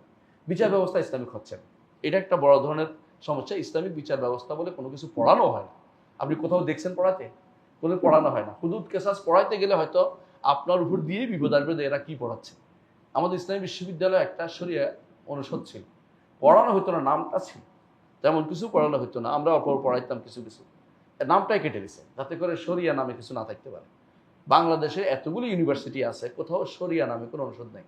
অথচ আপনি ঠিক সৌদি আরব যান, প্রত্যেকটি ইউনিভার্সিটির প্রাণ হচ্ছে শরিয়া অনুষদ। শরিয়া অনুষদ দিয়েই ইউনিভার্সিটি শুরু হয়। কারণ এটা দিয়ে শুরু হবে কেন? এটাই এই দেশের মানুষের চাওয়া পাওয়া, যে শরিয়া এই দেশের মানুষের, মুসলিমদের চাওয়া পাওয়া। আমরা কোনো কাফেরদের উপরে আমাদের শরিয়ার বিধান বাস্তবায়ন করতে বলি না, কারণ তাদের বিষয় আলাদা। কিন্তু আমাদের উপরে আমাদের বিধানটা পরিচালিত, এটা আমাদের দায়িত্ব, এটা অন্তরের দায়িত্ব, আমাদের ইমানি দায়িত্ব, আমাদের এটা অধিকার বাস্তবায়নের আমাদেরকে দেয়া হচ্ছে না। 2 নম্বর কাজ হচ্ছে শাসকের, যে তারা মানুষের মধ্যে বিচ্ছিন্নতা তৈরি করবে না। এই বিচ্ছিন্নতার একটা বীজ হচ্ছে দলে দলে ভাগ করে দেয়া। ইসলামে দলাদলি নাই, এজন্য বিচ্ছিন্নতা তৈরি করবে না, এটা ইসলাম বলে। কিন্তু আমাদের দেশে দল করবে না, এটা এখন ধারণাও করতে পারেন না। আপনাদের মধ্যে এমন বহু আছেন যার দলের ভিতরে কেউ না কেউ ঢুকে আছে। আমি সংগঠনের কথা বলছি না, দলীয় যে টেন্ডেন্সি কাজ করতেছে অনেকের ভিতরে, এবং মনে করে দলের মাধ্যমে ইসলাম, কেউ বলে পক্ষে, কেউ বলে বিপক্ষে। মানে এই যে সিস্টেমেটিক বিপক্ষের কাজ করা, একজনের ভেটো দেয়া, একজনের পক্ষে আর সংখ্যাগরিষ্ঠের মধ্যে পাশ করে দেয়া, এটা ইসলামিক নীতি নয়, এটা ইসলাম কোনোদিনও মেনে নেয় না। তার দায়িত্ব হবে যেটা ইসলাম হক, এটা একজন হইলেও এটা সত্য। আবু বকর রাদিয়াল্লাহু আনহু একা ছিলেন, কার বিরুদ্ধে যুদ্ধ করতে? যাকাত আশিকের বিরুদ্ধে। সবাই বিরুদ্ধে করছে, কিন্তু আল্লাহ তাআলার হক ওনার ছিল দেখেই সবাই শেষ পর্যন্ত ওনার কথায় চলে আসছে যে এটাই সত্য। কোরআন দলিল দিতে পারলে সবাই মানবে। আবু বকর রাদিয়াল্লাহু আনহু দাঁড়িয়েছেন কখন? যখন খেলাফতের সময় একজন বলল যে আমাদের থেকে একজন, আপনাদের থেকে একজন, আনসার মুহাজিররা, আমাদের থেকে একজন আমির, আপনাদের একজন, ভাগ ওখানে হয়ে যাচ্ছিল। আবু বকর বললেন যে রাসূলুল্লাহ সাল্লাল্লাহু আলাইহি ওয়াসাল্লাম বলেছেন আল খেলাফাতু ফি কুরাইশ, খেলাফত হবে কুরাইশ থেকে। সঙ্গে সঙ্গে ঠান্ডা হয়ে গেছে, আর কোনো কথা নেই, কারণ রাসূল হাদিসের কাছে ফিরে আসতে হবে। তো ইমামের দায়িত্ব, শাসকের দায়িত্ব হবে তিনি দিন দিয়ে দুনিয়া শাসন করবেন, নিজের মত বেশি লোক দিয়া নয়, দল দিয়া নয়, দিন দিয়ে। দিনের এই কথা আছে, সুতরাং এখানে আর কোনো কথা চলে না। সালাত আগে, অন্য কিছু পরে, এরকম যেমন আছে এরকম তেমনি দিন আগে, অন্য কথা পরে। দিন থাকলে এখানে আর কোনো কথা চলবে না। যেখানে দিনের কোনো বিধান স্পষ্ট নির্ধারিত নেই, সেখানে আপনার পরামর্শ করতে পারেন। যেমন কয়তারা বিল্ডিং করবে না, পরামর্শের ভিত্তিতে হইতে পারে। কিন্তু বিল্ডিং আরেকজনের বাড়ির উপরে যা পড়ছে, এটা কয়তলা বিল্ডিং, এটা আপনি পরামর্শের ভিত্তিতে, এটা হারামের ভিতরে আছে, এটা করা যাবে না। বুঝে আসছে? সুতরাং আমি বুঝতে চাচ্ছি এটাই, যে যেখানে এই নির্ধারিত জায়গা আছে, এই নির্ধারিত, এখানে আমাদের শরীয়তে নির্ধারণ আছে, এখানে আর কোনো কিছু দিয়ে ভাগ করার কোনো কারণ নেই। এদের শাসকের দায়িত্ব হবে ঐক্য তৈরি করা। এই ঐক্য হবে দ্বীনের উপরে, এই ঐক্য হবে আকীদার উপরে, এই আকীদা হবে সুন্নাহর উপরে, এটার উপর তারা ঐক্য তৈরি করবে, শাসকের দায়িত্বের ভিতরে পড়ে। 3 নম্বর, জগৎকে আবাদ করা, এটা শাসকের দায়িত্বের ভিতরে পড়ে। জগৎকে আবাদ করা, তবে যে এমনভাবে করতে ইসলাম এবং মুসলিমদের যেটাতে উপকৃত হবে সেটা। আপনি এমন দেখবেন, বিভিন্ন এলাকা দেখবেন যেখানে মানুষ পরিকল্পিত বাড়িঘর করছে, সেখানে মসজিদ খুঁজে পাবেন না। বাধ্য হয়ে পরবর্তীতে মানুষ জায়গা কিনে মসজিদ থাকার জন্য প্লট কিনে মসজিদ বানায়। তো এটা তো শাসকের দায়িত্ব ছিল, ওইগুলি তারা বানাচ্ছে যে এরা আমি আবাদ করব, তবে ইসলাম বিরোধী আবাদ করব না। যারা আজ গানের জন্য পয়সা খরচ করতেছে, যারা আজ গান এই ছোট ছোট বাচ্চাদেরকে শেখানোর জন্য টিচার নিয়োগ করতেছে, হ্যাঁ, আপনারা বুঝতে পারছেন কারা করতেছে। এবং এই যে কাজটা করতেছে এটা কি দিন দিয়ে দুনিয়া দুনিয়া চালু করতেছে না দিন নষ্ট করতেছে না? দিন তো নষ্টের বিষয়টা, এটা নষ্টের বিষয়। কারণ এই জায়গায় দরকার ছিল যে এখানে আকীদা পড়ানোর জন্য একজন টিচার নিয়োগ দেবে, যেটা প্রস্তাব ছিল অনেকে, যে আমাদের সন্তানদেরকে কোরআন পড়ার জন্য একটা টিচার নিয়োগ দেওয়া হোক প্রত্যেকটি প্রতিষ্ঠানে। তো এইটা হইলে তো আমাদের সন্তানরা ছোটকাল থেকে ভালোর উপর বড় হতো। ছোটকাল থেকে যেন বকে যায়, ছোটকাল যেন নষ্ট হয়ে যায়, ছোটকাল যেন ইমান থেকে দূরে সরে যায়, এই জন্য তাদেরকে সারে গামা পাদা নিশা দিয়ে বড় করবে। এটা হচ্ছে এমন এক বড় ধরনের মানে চ্যালেঞ্জিং জায়গা, যেখানে আমরা আমাদের উপর দিয়ে পড়েছে, আমরা কোনোদিন জানিও না এটা কি করেছে। আমাদের উপর দিয়ে এমন সব 4টা নীতি আমাদের উপর চালিয়ে দিয়েছে যেগুলো আমরা কোনোদিন জানতামই না। আমরা আমাদের উপর দিয়ে, আপনি হয়তো জীবনে এই এলাকার ভোট নেন, দেখবেন যে ইমানদার যারা মুসলিম আছে তারা বলবে যে না আমরা সেকুলারিজম মানি না, আমরা এটা মানি না, ওইটা মানি না, কিন্তু আপনার উপর দিয়ে 4টা নীতি স্থাপন করে দেওয়া হয়েছে। শাসকের দায়িত্ব হচ্ছে এগুলি সরিয়ে দেয়া, কারণ এটা ইসলাম বিরোধী। ইসলাম, একজন শাসক কোনোদিন এটা করতে পারে না, এই জন্য তার দায়িত্ব হবে জমিন আবাদ করবে, তবে ইসলাম বিরোধী কোনো নীতি দিয়ে নয়। এবং জমিনে আল্লাহর দ্বীন বাস্তবায়ন করার জন্য তিনি যা ইসলাম ও মুসলিমদের উপকারী এমন কিছু করবে। এটা আমি মৌলিক দিনই দায়িত্ব আলোচনা করেছি, ওয়াজিবাত দিনই। এখন আছে ওয়াজিবাত সিয়াসিয়া, রাজনৈতিক দায়িত্ব কি? রাজনৈতিক দায়িত্ব 1 নম্বর হচ্ছে নিরাপত্তা রক্ষা করা। নিরাপত্তার দায়িত্ব এটা কার? রাষ্ট্রের। আপনি ভালো করে জানেন যে যখন একটা রাষ্ট্রপতি থাকে না তখন কি হয়, একে অমুককে মারামারি করে, কিন্তু রাষ্ট্র একটা বিশাল দরকার। এই জন্য সলবে সালিন বলতেন যে রাষ্ট্র প্রধানবিহীন এক রাত 60 বছরের ইবাদতের চেয়েও ভয়াবহ। অর্থাৎ রাষ্ট্রপ্রধানের এক রাত অনেক বেশি উত্তম, কারণ 60 বছরের ইবাদত করবেন হারাজের মধ্যে, মারামারির মধ্যে, কে কারে মারছে আপনি খুঁজেও পাবেন না। আমার বন্ধু ছিল আদম, ওর নাম ছিল, এই সোমালিয়া। তো সোমালিয়া, তাকে আমি বললাম যে দোস্ত তুমি মন খারাপ করে বসে আছো কেন?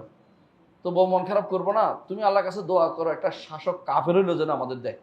আমি কেন রে, সুমাল তো কাফের নাই, সব তো মুসলিম।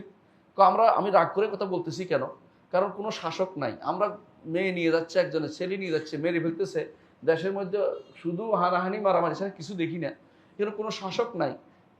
কারণ সেনাবাহিনী 2 ভাগ হয়ে গেছে, শুধু মারামারি করতেছে, কে ক্ষমতা যাবে কোনো নির্দিষ্ট কোনো ইয়া নাই। যেমন লিবিয়া একটা ব্যর্থ রাষ্ট্র হয়ে গেছে কিছুদিন আগে। এই জাতীয় জিনিসগুলো যখন শাসক থাকা কিন্তু জরুরি। নিরাপত্তার জন্য শাসন ব্যবস্থা প্রতিষ্ঠা থাকা জরুরি। কিন্তু শাসকের যার রাজনৈতিক দায়িত্বের মধ্যে 1 নম্বর দায়িত্ব হচ্ছে কি বলেছি? নিরাপত্তা ব্যবস্থাপনা করা। আহসানতা, বারাকাল্লাহ। 2 নম্বর দায়িত্ব হচ্ছে শত্রুদের আক্রমণ থেকে রক্ষা করার জন্য দেশে কি করা? দেশের বাহিনীকে শক্তিশালী করা। সেই বাহিনীকে শক্তিশালী করতে আল্লাহ কোরআনে বলে দিয়েছেন, ওয়া'আদু লাহুম মাসতাতা'তুম মিন কুওয়াতিন ওয়া মিন রিবাতিল খাইলি তুরহিবুনা বিআদুওয়াল্লাহি ওয়া আদুওয়াকুম। আল্লাহ তাআলা বলছেন তোমরা প্রস্তুত থাকো। আমাদের দেশটা এমন একটা দেশটা যেখানে আপনি হয়তো খুঁজে পাবেন না যে একদিন যুদ্ধ করতে পারে এমন কোনো অস্ত্র আমাদের নাই, বাইরে যেতে পারে না। এটা দায়িত্ব ছিল। এই টাকা যদি না হতো, আমার দেশে যে বিশাল বিশাল বাহিনী আছে, ওদেরকে আপনি ট্রেনিং দিলে এটা পারবে না কেন? আর টাকা যাকাত থেকে একটা খাতই আছে এটার জন্য, আল্লাহ এটা নির্ধারণ করে দিয়েছেন। এটা কি ফি সাবিলিল্লাহর খাতটা বিল ইজমা, সবাই একমত এবারে যে ফি সাবিলিল্লাহর 1 নম্বর খাত হচ্ছে অস্ত্র কিনা, অস্ত্র ব্যবস্থাপনা করা, রাষ্ট্র হেফাজত করা। মানে যারা আল্লাহর রাস্তায় যুদ্ধ করবে, আল্লাহর রাস্তা হইতে হবে, সেই যুদ্ধের জন্য অস্ত্রের ব্যবহার হচ্ছে ফি সাবিলিল্লাহর খাত। খেয়াল করছেন?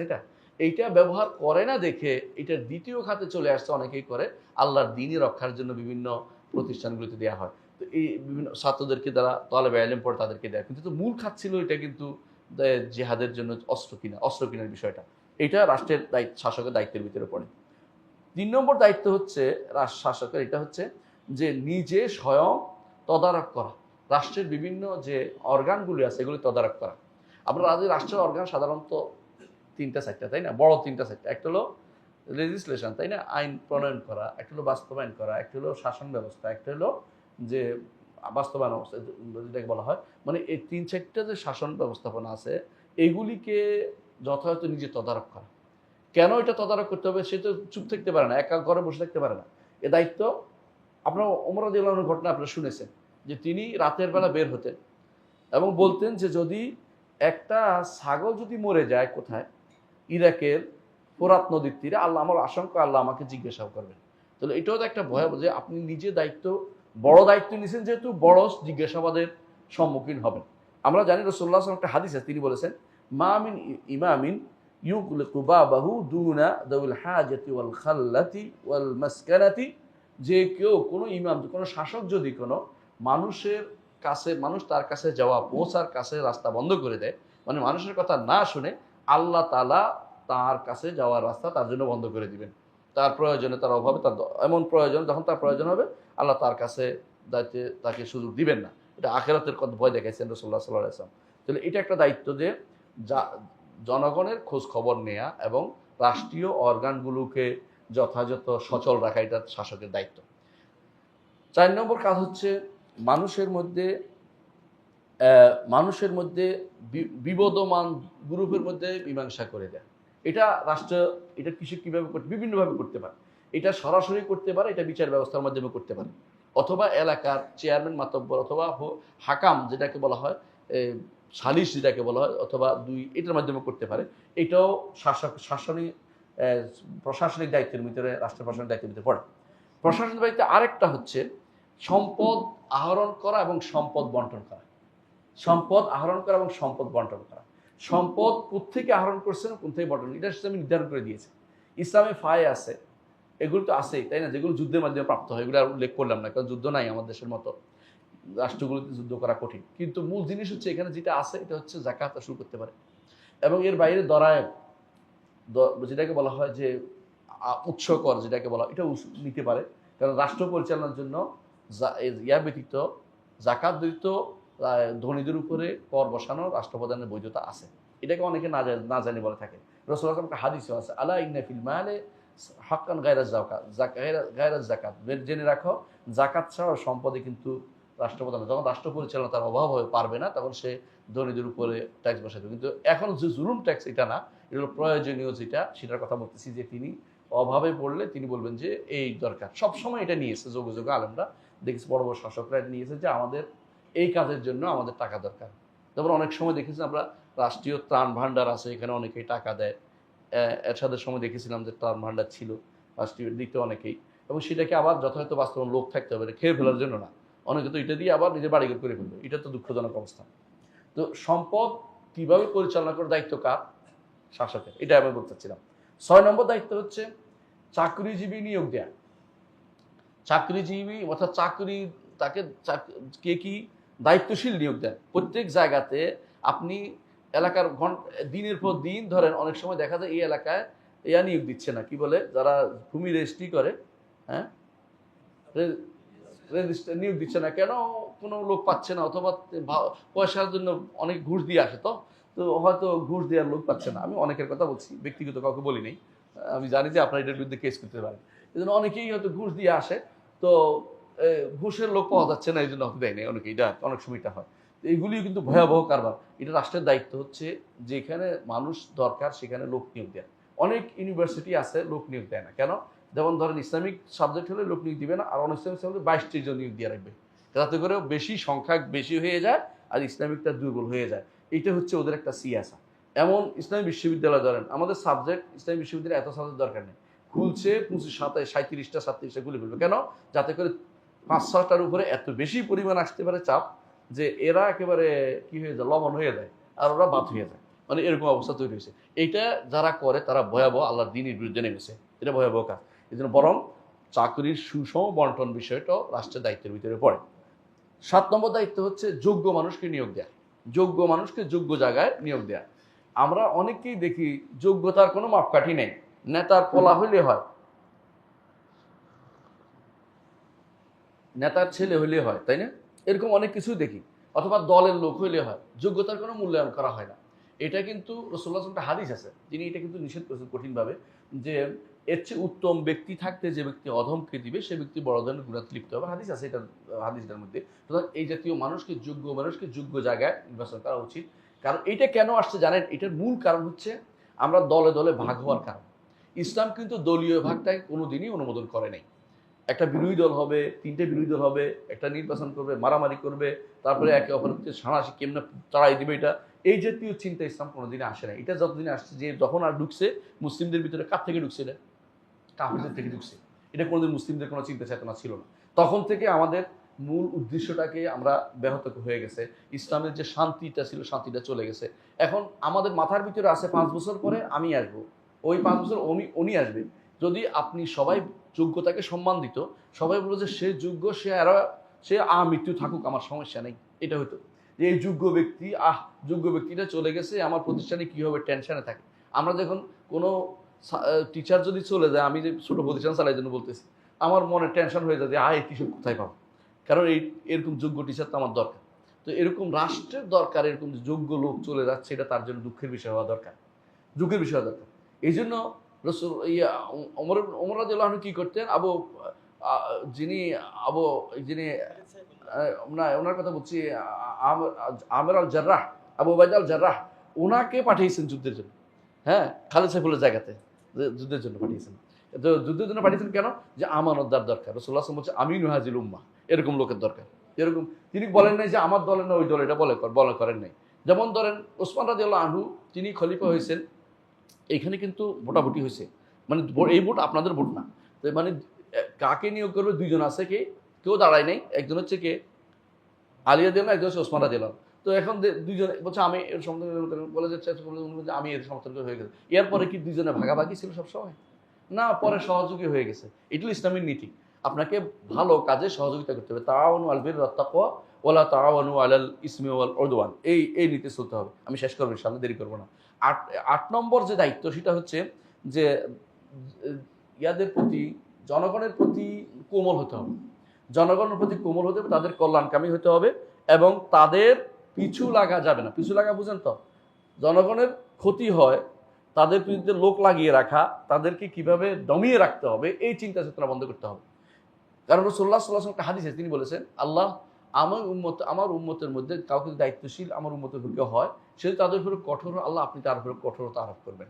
কঠিন কথা। আর যদি কোমল হয়, আল্লাহ আপনি তার প্রতি কোমলতা আরোপ করবেন। এটা সহিহ হাদিস, সুতরাং বোঝা গেল। এবং রাসূলুল্লাহ সাল্লাল্লাহু আলাইহি ওয়াসাল্লাম একটা হাদিস আছে, ইন্না শাররা রিআল হুতামা, ওই সমস্ত অভিভাবক যারা মানুষের অভিভাবক হয়, মানুষের শাসক হয়, এদের মধ্যে খারাপ হচ্ছে যারা মানুষকে কষ্ট দেয়।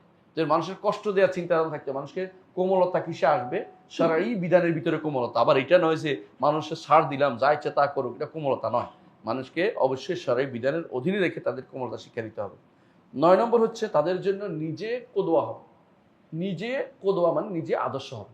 আমি তাকে দেখে শিখতে হবে, আপনারা জানেন যে একবার দুর্ভিক্ষ লাগছে, ওমর রাদিয়াল্লাহু আনহু নিজে না খেয়ে আছেন কয়েকদিন ধরে। কেন? মানুষ খেতে পাচ্ছে না, আমি কেমনে খাই?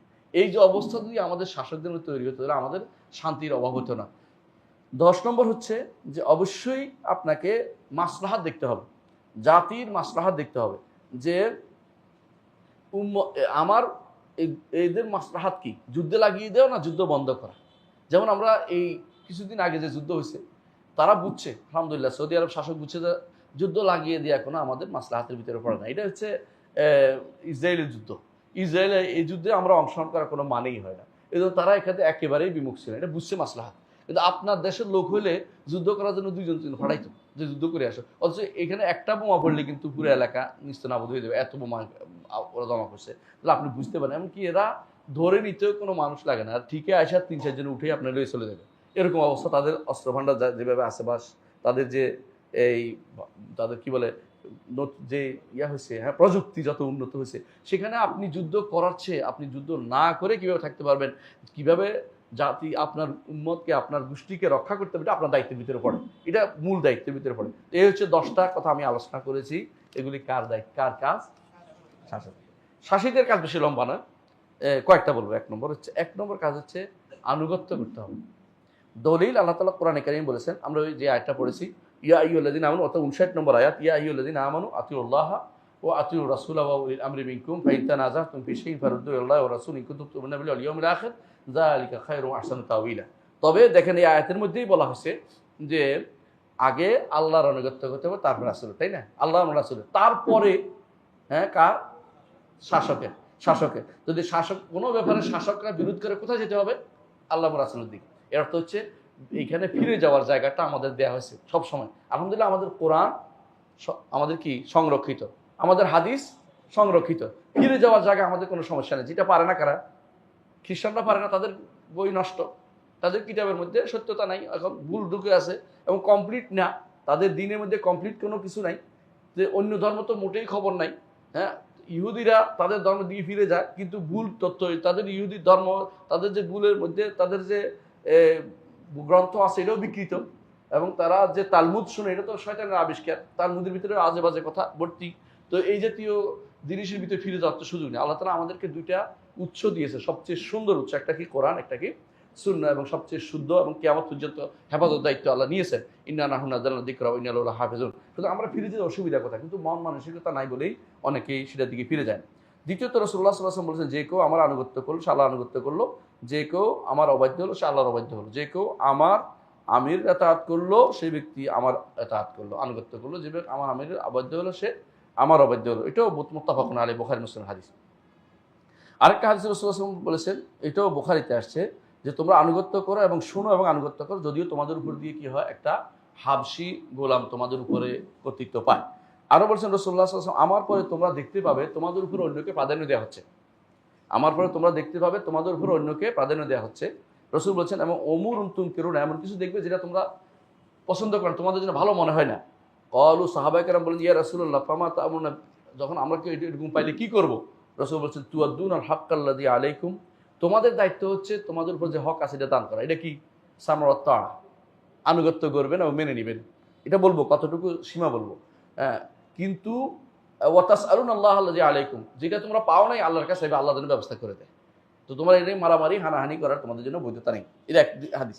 4 নম্বর হাদিসে রাসূলুল্লাহ সাল্লাল্লাহু আলাইহি ওয়াসাল্লাম বলেছেন যে, সাহাবী বলতেছেন যে আমরা রাসূলের হাতে বায়াত করেছি শুনবো এবং আনুগত্য করার জন্য, যে ভালো অবস্থায় মন্দ অবস্থায় সর্ব অবস্থায় আমাদের উপরে অন্যকে প্রাধান্য দেওয়া অবস্থায় আমরা আনুগত্য করব, তাদের সাথে আমরা এই ক্ষমতা নিয়ে মারামারিতে লিপ্ত হব না, এবং হক বলবো, তবে হক বলবো যেখানে হকটা বলে দেব। আমরা যেমন হক বলতেছি, হক বলার দায়িত্ব আমাদের, হক বলার দায়িত্ব বলছে, কিন্তু বলে নাই যে তোমরা সমালোচনা করে মারামারি করে, বলে নাই। খেয়াল করেন জিনিসটা, শব্দটা।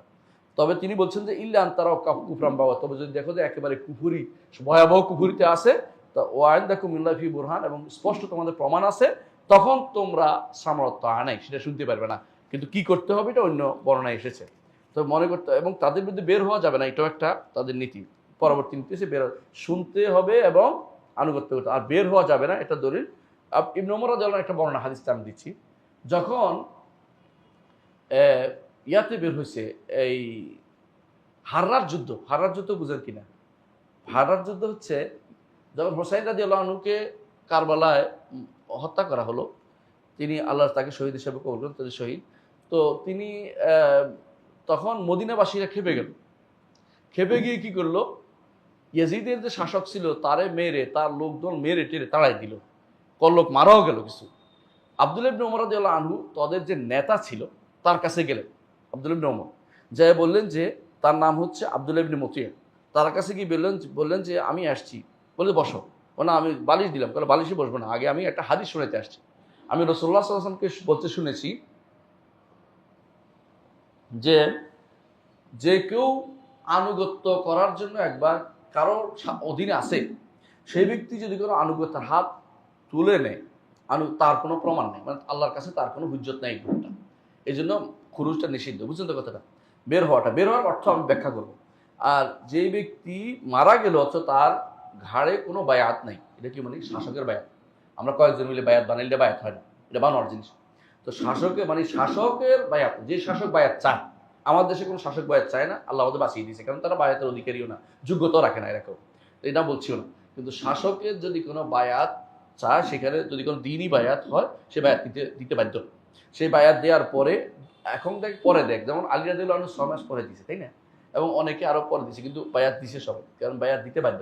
খালি বায়াত ব্যতীত খালি গর্দানে কবরে যাওয়া নিষেধ।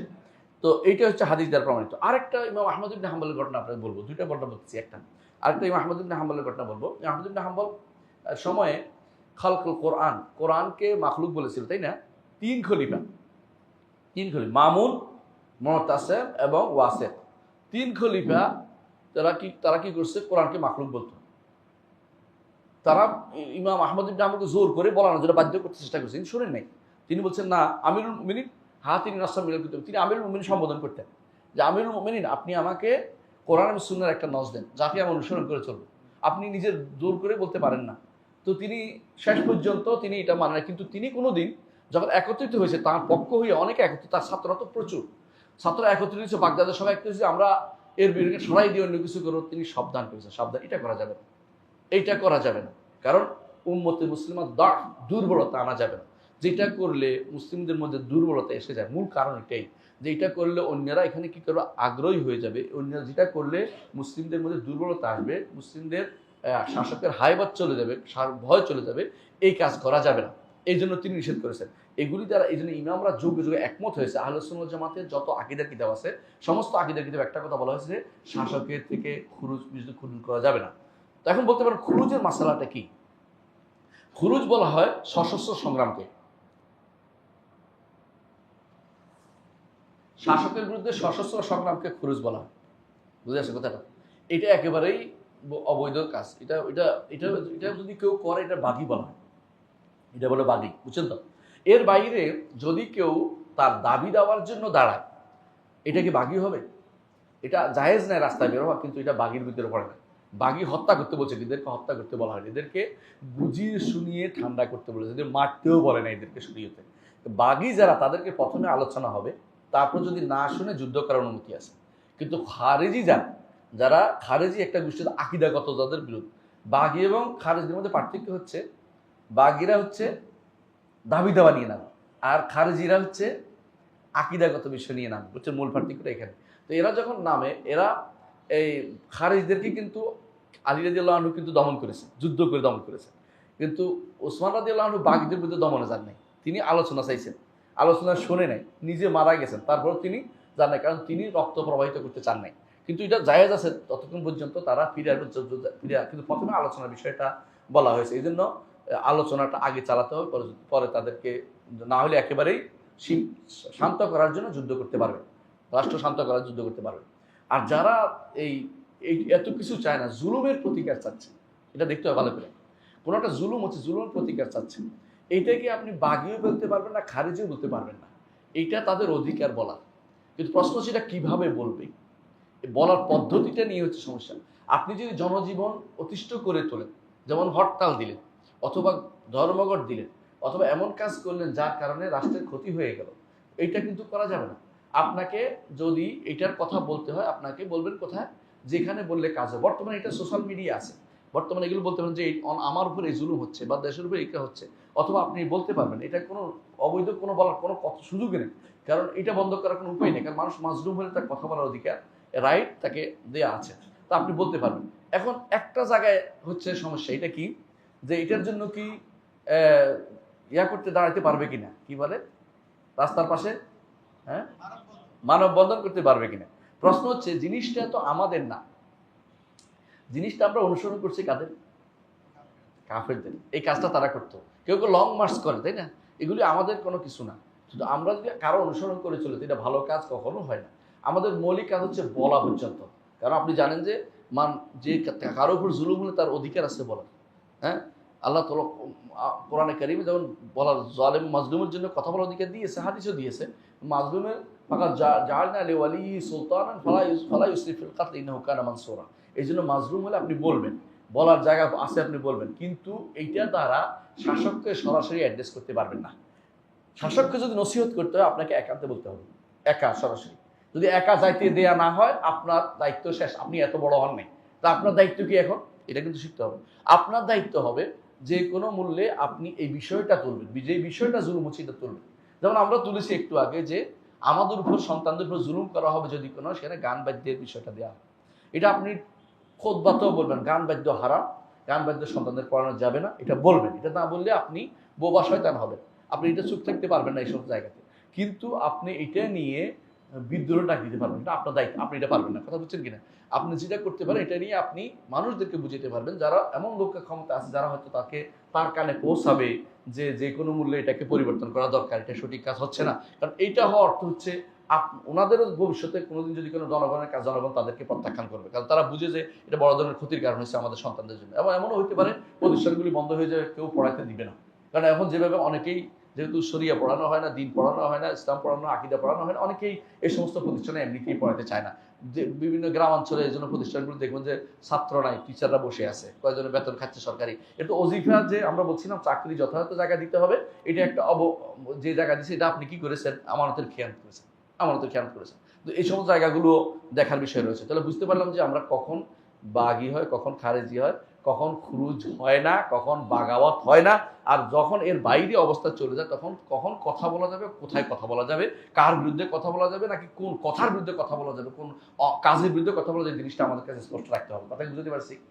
আমাদের সমস্যা হচ্ছে একটাই, আমরা এখানে একটা বোঝার দরকার আছে, এটা হচ্ছে আমরা যত তাড়াতাড়ি শাসকের বিরুদ্ধে কথা বলি, এর চেয়ে বেশি কাজ দরকার ছিল আমাদের কোথায় কথা বলা, জনগণের সাথে কথা বলা দরকার ছিল বেশি, তাই না? আমরা এই সর্বসালীন সবাই একটা কথাই বলতেন, কামা তাকুন ইউল্লাহ আলাইকুম, তোমরা যেমন হবে তোমাদের শাসকটা তেমন হবে। আমরা যদি কোনো বাংলাদেশে আনাচে কানাচে মানুষের ভিতরে তাওড়িয়া যেটাকে বলে, অ্যাওয়ারনেস যেটাকে আনতে পারতাম যে এইটা কিন্তু শিরিক, এটা কিন্তু কুফর, এটা কিন্তু গুনাহ, এটা কিন্তু বড় ধরনের গুনার কাজ, এইটা করলে ইমান চলে যাবে, এই জিনিসগুলি আমরা যদি জানাতে পারতাম, ইমান কিভাবে যায় এটা যদি আমরা জানাতে পারতাম, এই যে ইমান বিষয়ক প্রশ্ন উত্তর আছে, ইমান কিভাবে যায় এটা যদি মানুষকে বুঝাইতে পারতাম, মানুষ নিজে আখিরাতের ভয় করে, ইমানদার ব্যক্তি মনে করে যে আমি আল্লাহর সামনে জবাবদিহি করতে হবে, তাহলে এই লোকগুলোই কিন্তু বলতো যে এটা মানি না, এটা মানা যাবে না, এই লোকগুলি শাসক হয়, এই লোকগুলি এতে যায়, এই সচিবালয় যায়, এই লোকগুলোই তো বিভিন্ন জায়গায় যায়, এরাই তো বেশিরভাগ ছেলে যারা সচিবালয় দেখবেন যারা গ্রাম থেকে উঠে আসছে, ইউনিভার্সিটিতে পাশ করছে, এরপর তারা উঠে গেছে শহরের নাদুস নুদুস পোলাবানের, এরা সাধারণত বড় চাকরি পায় না, কারণ সাধারণত তাদের বাবার আছে, কি আছে একটা, হ্যাঁ, ফ্যাক্টরি আছে, ওখানে বড় পদ একটা দিয়ে রাখছে, তার এমডি সাহেব, পারুক আর না পারুক চেয়ার নিয়ে বসে আছে, এরকমই হয় বেশিরভাগ সময়। এই জন্য আমাদের মূল দায়িত্ব হচ্ছে জনগণকে বেশিরভাগ কি করা, হাইলাইট করা, তাদেরকে দাওয়াত দেওয়া, তাদেরকে বলা, এটা আমাদের মূল দায়িত্ব ছিল। এটা না করে আমরা পিছনের দিকে কাজ করছি, এটাই হচ্ছে আমাদের মূল কাজ। বুঝে আসছে কথাটা? মূল ভুলটা এখানে হচ্ছে। তো এখানে আমাদেরকে একটা জিনিস জানতে হবে যে ইমামের আনুগত্য কিন্তু নিরঙ্কুশ নয়। আল্লাহ এবং তার রাসূল আনুগত্য কি নিরঙ্কুশ।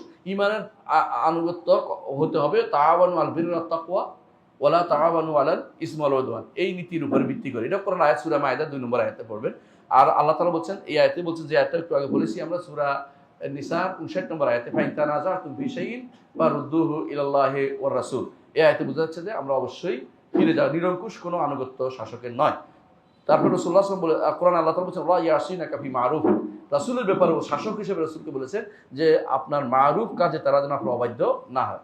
এটাই বোঝাচ্ছে শাসকেরকে শুধু ভালো কাজে তাদেরকে সহযোগিতা করে যেতে হবে।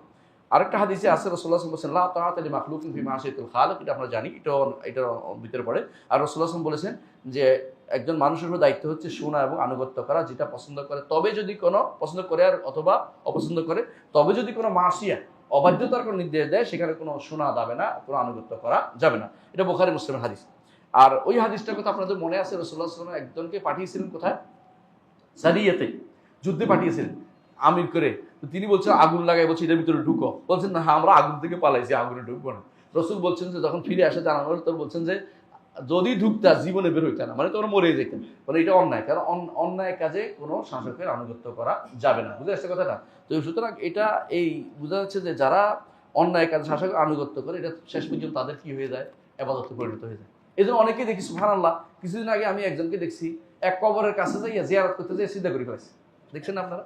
ভয়াবহ একটা কুফরি কাজ। কারণ এটা শাসকের আনুগত্য মনে করে না, মনে করে এটা ইবাদত মনে করে বসে আছে। এটাই হচ্ছে ইত্তাখাযু আহবারাহুম ওয়া রুহবানাহুম আরবাবা মিন দুনিল্লাহ ওয়াল মাসিহ ইবনে মারইয়াম, যে এরা আনুগত্যের নাম দিয়ে ইবাদত শুরু করে দিয়েছে। আনুগত্য দুইটা প্রকার আছে। আনুগত্য শরিয়া ভিত্তিক আনুগত্য হয়, এটা আনুগত্য, আর যদি কোনো শরিয়া বিরোধী আনুগত্য হয়, এটা শিরকে রূপান্তরিত হয়ে যায়। কথা বুঝতে পারছি? সেটাতে কোনো গুনাহ হয়, কখনো শিরক হয়, দুইটা। যদি আনুগত্য আল্লাহর আনুগত্যের মতো মনে করে তখন শিরক হবে, আর যদি আনুগত্যের করতে যাই আর নিজের অন্তরের ভিতরে অপরাধ বোধ থাকে, তাহলে সেটা গুনার কাজ হবে। পার্থক্য বুঝছেন তো? আপনি একটা আনুগত্য করছেন, কারো কথা শুনছেন, অপরাধ বোধ আছে যে এটা আমি কেন করলাম, আপনি গুনাহগার। আর যদি মনে করেন যে কিছুই না, ঠিকই আছে, এই বেটার পাওয়ার যোগ্য আনুগত্য আল্লাহর কথার বিরুদ্ধে, তখন আপনি মুশরিক হয়ে গেছেন সরাসরি। এর পার্থক্যটা বুঝবেন যে অপরাধ বোধ আপনার অন্তরে কাজ করে কিনা, এটা আপনি দেখবেন। 1 নম্বর হক বলেছি। 2 নম্বর হক হচ্ছে সাহায্য এবং সম্মান। সাহায্য পাবে এবং সম্মান পাবে কে? শাসক সাহায্য, আপনার কাছে সাহায্য হচ্ছে আপনি তাকে সাহায্য করবেন, যে আমি যুদ্ধ করতে যাচ্ছি আমাকে সাহায্য করতে হবে, আপনি তার জন্য সাহায্য করবেন যদি কোনো হক যুদ্ধ হয়, না হক যুদ্ধ হলে করবেন না। যদি ইয়ার জন্য যুদ্ধ হয়, সময় কম না, শেষ করবি সাথে, যদি ইয়ার জন্য যুদ্ধ হয়, এই ধরেন বলে আমরা এই ভাষার জন্য একটা যুদ্ধ করে ফেলবো, এই সমস্ত যুদ্ধ চলবে না, বুঝে আসছে কথাটা। যদি বলে যে আমরা এই ওই অমুক দেশের সাথে রাজনৈতিক সম্পর্কের যুদ্ধ, এসব যুদ্ধ হবে, দিনের জন্য যুদ্ধ হতে হবে, বুঝতে পারছেন, সেখানে সাহায্য করবেন। আর অন্য জায়গাতেও সাহায্য করবেন, রাষ্ট্রকে নিয়ন্ত্রণের জন্য আপনাদের দরকার মনে করে আপনাকে কোনো দায়িত্ব দেয়, সেটা করতে পারবেন যদি কোনো শরীয়ত বিরোধী না হয়, এটা আপনাকে দায়িত্ব পালন করতে হবে। এরপর রাসূলুল্লাহ আরেকটা হাদিস আছে, রাসূলুল্লাহ কোরআনে কারিমে আল্লাহ তাআলা বলছেন তাআওয়ানু আলাল বিররি ওয়াত তাকওয়া, এটা নির্দেশ হবে তাদেরকে সাহায্য করতে হবে। আর রাসূলুল্লাহ সাল্লাল্লাহু আলাইহি ওয়াসাল্লাম বলেছেন মান বায়া ইমামান ফাআতাহু সাবকাতা ইয়াদিহি ওয়া থামারাতা কালবি ফালিয়ুতিহু মাসতাতা, সহিহ মুসলিমের হাদিস, যে কেউ যদি ইমামের বায়াত করে, ইমামের আনুগত্য অনুসরণ করে, শাসকের অধীন থাকে, সেই জন্য যতটুকু পারে তার কথা শুনে চলে, এটা জরুরি জিনিস। এই জন্য সাহেল ইবনে আব্দুল্লাহ তুস্তাই রাহমাহুল্লাহ বলেছেন যে মানুষ যতক্ষণ পর্যন্ত শাসককে সম্মান করবে ততক্ষণ কল্যাণের মধ্যে থাকবে। সম্মান না হলে প্রত্যেকে যদি কোনো তার নামটা বাঁকা করে কয়, তার নামটার উপর দিয়ে তার ছবিটা বাঁকা করে দেয়, এটা হারাম, জায়েজ নাই, এমনিতেই জায়েজ নাই। তার উপর আরও সমস্যা হচ্ছে মানুষের মধ্যে তার প্রতি একটা বিতৃষ্ণা ভাব তৈরি হবে এবং খারাপভাবে নেবে, এটা কোনোভাবে জায়েজ নাই। মিথ্যা কথা চালু করে কারোর জন্য জায়েজ নাই এটা, শাসক ক্ষমতা থাকুক আর না থাকুক। কোনো ব্যক্তি মৃত্যুদণ্ডপ্রাপ্ত আসামি হইলো তার নামে মিথ্যাচার করা ইসলামে জায়েজ মনে করে না, কারণ এটি হচ্ছে অতিরিক্ত দায়িত্ব, এটা আপনার দায়িত্ব না। নিন্দা করবে কারা করবে? নিন্দা করবে বিচার ব্যবস্থা, তাদেরকে নিন্দা করবে। আপনি নিন্দা করতে পারেন, আপনি জানেন না, যে জিনিস জানেন না এটার উপর আপনার দায়িত্ব নয় যে আপনি এটাকে বাঁকা করে তুলে ধরা, মিথ্যাচার করা কারো নামে গীবত করা, এগুলো শরীয়ত অনুমোদন করে না। এই জন্য ফুদাইল ইবনে আইয়াদ বলেছেন যদি আমার একটি দাওয়াত, একটা দোয়া কবুল হওয়ার থাকতো, আমি দোয়া করতাম শাসকের জন্য যেন আল্লাহ তাকে সঠিক পথে পরিচালিত করে।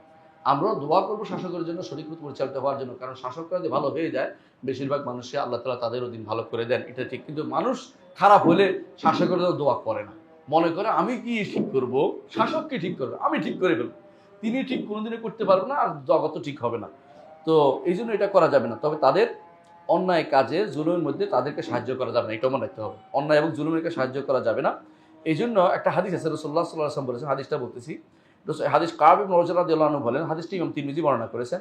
রাসূলুল্লাহ সাল্লাল্লাহু আলাইহি ওয়াসাল্লাম বলেছেন আমার পরে কিছু শাসক হবে, যদি তোমরা তাদের কাছে প্রবেশ করো, যদি কোনো সত্য বলো তো ভালো কথা, আজ সত্য দিয়ে মিথ্যা বদলায় ফেলো তো তাদের খুশি করার জন্য, তাহলে তো তাদের জুলুম, তাদেরকে সাহায্য করো, তো তোমরা আমার দলভুক্ত হতে পারবে না। এবং আরো বলেছেন যে এবং তোমরা আমার কাছে হাউদে আসবে না, ভয়াবহ। এই জন্য যারা শাসকের কাছে খুশি হইয়া বাদ ছিটাইলে দেখেন না কত মানুষ চলে গেছে রমজানে, নাম বলতে চাই না, আমরা বুঝতে পারছেন, অনেকেই চলে গেছে, কিন্তু হক কথা কি বলতে পারছে? এই জন্য সমস্যা, হক কথা বলার মতো লোক থাকতে হবে। আপনি শাসকের কাছে যাওয়ার জন্য ব্যস্ত হয়ে পড়বেন না, ডাকলেও যাবেন না, আবু হানিফার মতো হওয়ার চেষ্টা করুন। আবু হানিফাকে আপনারা যতই বলেন, আবু হানিফা রহমতুল্লাহ এবারে সেরা ছিলেন, কোনোদিনই এবারে ছাড় দিব না। আবু হানিফা কেন, মালিক, শাফি, আহমদ সবাই এরকমই ছিলেন। যখন আহমদ ইবনে হাম্বলকে খলিফা, সর্বশেষ খলিফা যিনি মুতাওয়াক্কিল আল্লাহ যখন আসছেন, সম্মানিত করলেন যে তার কথাই শোনা হবে, সব বাদ, এখন থেকে কেউ যদি কোনো বলে যে কোরআন মাখলুক, তাকে এই করা হবে সে করা হবে, কঠিন শাস্তির ব্যবস্থাপনা করলেন। তো আহমদ ইবনে হাম্বল বাইরে ছিলেন, তো আহমদ ইবনে হাম্বলকে তিনি চিঠি পাঠাইলেন, লোক পাঠাইলেন, আমার মা বলছে আপনাকে একটু রাজপ্রাসাদে আসতে, বলছেন আমি যাবো না। বলছে আমার মা বলছে, তোমার মা শপথ করছে, তোমার শপথে কাপড় দিতে পারবে, তুমি শপথে কাপড় দিতে পারবে। সাধারণত আরবরা যদি কাউকে আসতে বলে আমি শপথ করছি আপনাকে আসতে হবে, এই শপথ করে এবার তো কাউকে বাধ্য করা আর কি। তো বলছে তোমার মা শপথে কাপড় দিতে পারবে, আমি তোমাদের ইয়াতে যাবো না, আমার দায়িত্ব হচ্ছে ছাত্র পড়ানো, আমি এই দায়িত্ব পালন করতে আমাকে সুযোগ দাও। কারণ এর আগে বন্ধ করে দিয়েছিল তাকে। ইমাম যখন যিনি বাকি ইবনে মাখলাদ কর্তুবী কর্তোবা থেকে আসছেন, কর্ডোবা থেকে আসছেন বাগদাদে, মানে পাশ্চাত্য থেকে পাশ্চি আসছেন, কি জন্য? হাদিস শিখতে। আয়সা দেখে যে আহমদ ইবনে হাম্বলকে হাদিস আসতে নিষেধ করে দেওয়া হয়েছে, হাদিস দেওয়া দিতে পারবে না। তো তিনি বুদ্ধি করছেন, ভিক্ষার ঝুলি লইয়া, উনি ফকিরে আসলে ওখান থেকে আসতে বহুত কষ্ট করে, কারণ উনি বড় ধনী না। তো ভিক্ষা করতে করতে ঢুকছেন, তো ভিক্ষুকে তো নিষেধ করে না কেউ, ভিক্ষা ঢুকতে বলছে, দেখে তারা হাদিসে বলে আসে আহমদ ইবনে কে তুমি? বলে আমি বাকি ইবনে মাখলাদ, আমার হাদিস শিখতে আসছি। বলে প্রতিদিন তাহলে একবার আসো, এরকম তোমার 10টা হাদিস শিখিয়ে দেবো। এই 10টা হাদিস তিনি আসতেন, ভিক্ষা করতে আসতেন, 10টা হাদিস শিখিয়ে দিয়েছেন তিনি। এই জন্য মুহাদ্দিস বাকি ইবনে মাখলাদ কর্তুবী, তিনি সবচেয়ে বড় মুসনাদ যিনি লিখেছেন। ইমাম আহমদের মুসনাদের চেয়ে এটা বড় ছিল, এটা হারিয়ে গেছে, বুঝছেন তো কথা, এটা হারিয়ে গেছে। এই কারা যে এটা সর্বনাশ করে দিয়েছে এটা আর পাওয়া যায় না, এটা পাইলে অনেক ভালো হতো। এটা শুধু মোকাদ্দিমাটা শুধু পাওয়া যায়, যে মোকাদ্দিমাটা শুধু পাওয়া যায়, এটাতেই হাদিসের মোট বর্ণার সংখ্যা কার কত এটা বোঝা যায় যে কোন কোন সাহাবী কতটা হাদিস বর্ণনা করছে, ওখানে পুরোপুরি একটা লিস্ট আছে। এত বড় লিস্ট আর কেউ করতে পারে নাই, ইমাম বাকি ইবনে মাখলাদার কর্তৃপক্ষ করেছেন। যেটা বলছিলাম যে নিষেধ করে দিয়েছেন তাকে কি করতে, হাদিস পড়াতে, কিন্তু উনি বলছেন আমার শুধু দরকার হাদিস পড়ানোর জায়গাটাও মুক্ত করে দেওয়া হোক। বলে এটা তো মুক্ত হবে, আপনি একটু প্রসাদে আসবেন না, প্রসাদে যাবো না। এই হচ্ছে ইমামদের দায়িত্ব, যে আপনি লালায়িত থাকবেন না ক্ষমতায় যাওয়ার জন্য, কিন্তু ক্ষমতায় যারা তাদেরকে পরিবর্তনের চেষ্টা আপনি করবেন কিভাবে, আপনার বক্তব্য দিয়ে, আপনার যোগ্যতা দিয়ে, আপনার এলেন দিয়ে, আপনার মানুষদেরকে ঠিক করে, জনগণকে সুশৃঙ্খল করে। এইটা হচ্ছে আহলুস সুন্নাত ওয়াল জামাতের নীতি। এইটা না করে আপনি মনে করছেন আপনি না যাওয়া পর্যন্ত কোনোদিন ঠিক হবে না, এই নীতি কোনোদিন ঠিক নয়। এই নীতির মাধ্যমে হচ্ছে সবচেয়ে বড় বিভ্রান্তি তৈরি হচ্ছে আজকাল মানুষের মধ্যে। দেখুন রাসূলুল্লাহ সাল্লাল্লাহু আলাইহি ওয়াসাল্লাম আরেকটি হাদিস আছে, আবু রাদিয়াল্লাহু আনহু বর্ণিত, তিনি বলেন, মুসনাদে আসছে, ইমাম আলবানী হাদিস থেকে হাসান বলেছেন, মান আতা আবওয়াবা সুলতান, যে কেউ শাসকের দরবারে গুড়গুড় করবে, ইফতাতান, ফিতনায় পড়ে যাবে। ফিতনায় কি পড়বে জানেন তো, হক কথা বলতে পারবে না, যদি উনি রাগ করে ফেলে, বুঝছেন তো। আবার তার মাঝে মাঝে তেল দিতে হবে, মুদাহানা করতে হবে, তেল মারতে হবে, তেল মারা বুঝে না, এটা করতে হবে। কারণ আপনি তো অনেক কাজ করেছেন, আপনি অনেক কিছু করেছেন, এই জায়েজ নেই ইসলামে, এই প্রশংসা ইসলামে অবৈধ, এই জাতীয় প্রশংসা করা বৈধতা নেই। আপনি তাকে হক করতে করার দায়িত্ব, সে করবেই, এটা সে ভুল করলে এটা তাকে সংশোধন করা আপনার দায়িত্ব, তার জন্য দোয়া করবে, এটা দায়িত্ব। আপনি তাকে তেল মারামারি করতেছেন কি জন্য? এই জাতীয় যারা করে এটা খুবই খারাপ কাজ। হ্যাঁ, যদি এমন ব্যক্তি হয় যে তাকে আপনি এটা বললে সে আরো ভালো কাজ করবে, এমন হয়, তাহলে সেইটা হলো একান্ত বিষয়। কিন্তু এটাকে আপনি দিয়া আপনি চাচ্ছেন তার চোখের জন্য পড়লে আমাকে ডাক দিবে কোনো ভালো কাজ, এই জাতীয় কাজ যারা করে এরা হচ্ছে তেল মারামারি কাজ করে, এটা ইসলামী নিষিদ্ধ, এটা তেল মারা জায়েজ না ইসলাম। এই জন্য আরেকটি বর্ণনা আসছে, ইবনে মাজাহর বর্ণনা আসছে, আবু রাদিয়াল্লাহু বর্ণিত, রাসূলুল্লাহ সাল্লাল্লাহু আলাইহি ওয়াসাল্লাম বলেছেন, ইন্না আবগাদাল কুররা ইলাল্লাহ আল্লাযিনা ইয়াজুরুল উমারা, যে সমস্ত কুররা মানে পাঠকরা, দিনদাররা, তখনকার দিনে কুররা বলা হতো আলেমদেরকে, যে এরা ওই সমস্ত ওইটা নিকৃষ্ট যারা আমিরদের কাছে গুড়গুড় করে, এরা সঠিক কাজ করে না। কারণ এদের মূলত তাদের দিন বেছে দুনিয়া পেতে চায়। হ্যাঁ, একসময় আমার বিরুদ্ধে একজন লিখতো যে দিন বেছে দিন দিন দিন যায় দিন বেছে, পরে দেখলাম যে উনিও দিন যায় দিন বেছে নিজে বহুবার বেছে ফেলেছেন। আল্লাহ মাফ করুক, আল্লাহ তাআলা এই জন্য ফিতনা মিথ্যাচার করলে আল্লাহ তারা ওইটা দিয়েই তারা অপমান করে ছাড়ে এটা দিয়ে। কারণ এরা মিথ্যুক, এরা মানুষকে অপমান করে, আল্লাহ তাআলা তারা অপমান করে ছাড়ছে। এমন অপমান হয়েছে, এমন লাভ দিয়ে পড়ছে, এক গর্ত থেকে আরেক গর্ত, আগে ছিল হ্যাঁ খারেজি, পরে হয়েছে এমন জায়গায় গেছে, এটা হচ্ছে পড়া উল্টা, দিনও বুঝে না, দুনিয়াও বুঝে না, কিছু বুঝে না, এখানে বসে। তো হুযায়ফা ইবনে ইয়ামান রাদিয়াল্লাহু আনহু বলেছেন যে, আরেকটি বর্ণনা তিনি বলেছেন, সাবধান তোমরা কিন্তু ফিতনায় পড়িও না, ফিতনার জায়গায় যেও না। বলে ফিতনার জায়গা কোনটা? বলে আবওয়াবুল উমারা, শাসকদের দরজার মধ্যে দাঁড়িয়ে থাকা। আপনার দায়িত্ব তাদেরকে প্রশংসা করার জন্য তাদের কাছে দৌড়ে যাবেন না। কেন যাবেন? আপনার কাজ কি ওখানে? যদি বেঁধে না দেওয়া হয় আপনি যাবেন না, কারণ আমার কাজ আছে, আমার অনেক কাজ আছে। আপনার কাজ আপনি করেন, আমার কাজ আমি করি। আমার যে দায়িত্ব আপনি দিচ্ছেন এটা পালন করতে পারি কিনা দেখেন। আমার দায়িত্ব হচ্ছে পড়ানো, কথার কথা আমি তুলে করতেছি, আপনি আমাকে ওখানে নেওয়ার জন্য ব্যস্ত হবেন কেন? কিন্তু কিছু মানুষের কাজে হলো সারাদিন কেবল কিভাবে তার চক্ষু পড়া যায়। কেউ কিছুক্ষণ পরে একটা কি ফেসবুকে একটা স্ট্যাটাস ছাড়ে, অমুক দিন আমি মিছিল করছিলাম আপনার পক্ষে, অমুক দিন আমি এই করছিলাম। আমি দেখি মাঝে মধ্যে হাসি দেখি, পাগলও বুঝে দেখি জন্য করছে, কিন্তু তিনি বুঝেন না যে তিনি কত অন্ধকারের মধ্যে আছেন। পাগলও বুঝবে যে এটা কি জন্য করছে, সবাই বুঝতে পারে, কিন্তু উনি বুঝেন না কেন? উনি বলছেন ওনার নেতাও এরকমই হবেন, যিনি এটা বুঝে খুশি হয়ে যাবেন যে উনি এটা করছিলেন। নাউজুবিল্লাহ। এই জন্য 3 নম্বর দায়িত্ব কটা গেল, 2 নম্বর গেল, তাই না? 1 নম্বর কি বলছি? সামরাত্তা আদমুল খুরুজ, 2টা। 2 নম্বর হচ্ছে 2 নম্বর হচ্ছে সাহায্য এবং সম্মান করতে হবে। 3 নম্বর হচ্ছে মুনাসাহা, নসিহত করতে হবে। আপনি 3 নম্বর নসিহত করতে হবে। এই নসিহত কখনো প্রকাশ্যে হয় না। ইমাম ইবনে রাজব আল হাম্বলী রাহমাতুল্লাহ একটা কিতাব আছে, আল ফারকু বাইনান নাসিহাতি ওয়াত তা'য়ীদ, অপমান করা আর নসিহত মধ্যে পার্থক্য কি, এটা একটা বই লিখছে উনি। মানে মানুষদেরকে যে আপনি আমি যদি বলি এই বেটা তোর এই টুপিটা কেমনে এই উল্টোপাল্টা করে পরে তাহলে অপমান করা হবে। আর যদি টুপিটা খারাপ দেখতে তাকে বলে তুমি টুপিটা একটু ধুইতে পারো না, তাহলে ভালো হয়ে যায় কাজটা। আর যদি টুপিটা যদি ময়লা হয়, আমি যে সামনাসামনি সবার সামনে বলি, এটা কি নসিহত হলো? তো অপমান করা হলো। এই জন্য শাসককে অপমান করার তার সম্মান বিরোধী কাজটা করছি আমি। এই জন্য শাসককে এই জন্য নসিহতের ব্যাপারটা হচ্ছে কখনো আলানিয়া হবে না, কখনো হবে না এটা। তো কি করা হবে? তার সামনে যদি আপনি বলতে পারেন তাকে বলবেন। এটা হাদিস যেভাবে আসছে যে উত্তম জিহাদ হচ্ছে তার সামনে বলা, যদিও হাদিসটা দুর্বল, সত্যিকার অর্থে দুর্বল এটা, কিন্তু যে আফদালুল জিহাদ কালিমাত হক ইনদা সুলতান, যে হাদিসটা দুর্বল, কিন্তু এর বাইরে হক কথা বলা কিন্তু হাদিস আছে। কারণ আবু সাঈদ খুদরি রাদিয়াল্লাহু আনহু তিনি একবার তিনি এই বসাছেন এক ব্যক্তি হাজ্জাজের বিরুদ্ধে দাঁড়িয়ে বলছে যে আপনার জন্য কি জুমার আগে খুতবা আপনি জুমার ঈদের আগে খুতবা আপনি ঈদের পরে নিয়ে গেছেন, ঈদের আগে নিয়ে আসছেন খুতবাটাকে, ঈদের পরে খুতবা এটা আগে নিয়ে আসছেন কেন? বলছে মানুষ আমাদের বসে থাকে না, মানুষ বসে থাকে না, মানে বুঝছে তো ঘটনা তারা মানুষ মানুষ সালাত পড়ে দৌড়তে, ইনি খুতবা দিতেই আছে ঈদের নামাজ তো দুপুর বানায় করছে। তো এই জন্য খেপে গেছে ওমর, তখন তার বললেন যে এই ব্যক্তি তার হক কথা আদায় করেছে। এই আবু সাইদ খুদরি রাদিয়াল্লাহু আনহু বললেন, বোঝা গেল যে যদি আপনি বলতে পারেন শাসককে সামনে তুলে বলতে পারবেন, না হলে আপনি এভাবে মিম্বরের উপরে সরাসরি বলতে পারবেন না। ওই ব্যক্তি বলতে পারবে, পার্থক্য সেখানে, ওই ব্যক্তি বলতে পারবে যে ব্যক্তির কথা শুনে সে, কারণ সাহাবীদের কথার বিরুদ্ধে তারা কথা বলতো না, কারা? তাবেঈরা, বুঝছেন তো? হাজ্জাজ ইবনে ইউসুফ সাহাবী না, তাবেঈ। তো তাবেঈ সাহাবীদের সময় এমন মর্যাদাপূর্ণ সাহাবীরা ছিল, তাদের বিরুদ্ধে কোনো কথা তারা বলতো না। এমনকি একবার আনাস ইবনে মালিক রাদিয়াল্লাহু আনহুর বিরুদ্ধে একজনের কথা বলছে, তিনি আনাস ইবনে মালিক খলিফার কাছে চিঠি লিখছে, খলিফা তাকে বলছে আমার এই চিঠি পাওয়ার পরে তুমি যে ইয়ার কাছে মাপ চাইবে, খলিফার মানে সাহাবীদের বিরুদ্ধে। সাহাবীরা এই জন্য এমন একটা পদক্ষেপ নেয়, তাদেরকে একটা আলাদা মর্যাদা আল্লাহ তাআলা দিয়েছেন। এই জন্য আপনি এটাকে ব্যবহার করবেন না, এই যে সুযোগটা ব্যবহার করে আপনি কোনো লাভ করতে পারবেন না, বরং এটা দ্বারা আপনি ক্ষতিগ্রস্ত। কারণ তারা এমন একটা যুগ ছিল যে যুগে তারা সাহাবীদের সম্মান করত। আপনাকে এই সম্মানটা করা হলো, আপনাকে কি করা হবে? সাইজ করে দেওয়া হবে। তো আপনি সাইজ করাচ্ছে, আপনি কি করা দরকার? আপনার দরকার হচ্ছে বেঁচে থেকে দাওয়াতের কাজটা বেশি বেশি করা, তাদেরকে পৌঁছানোর দায়িত্ব দেওয়া। আপনি ভুল হচ্ছে ভুলটা তুলে ধরা।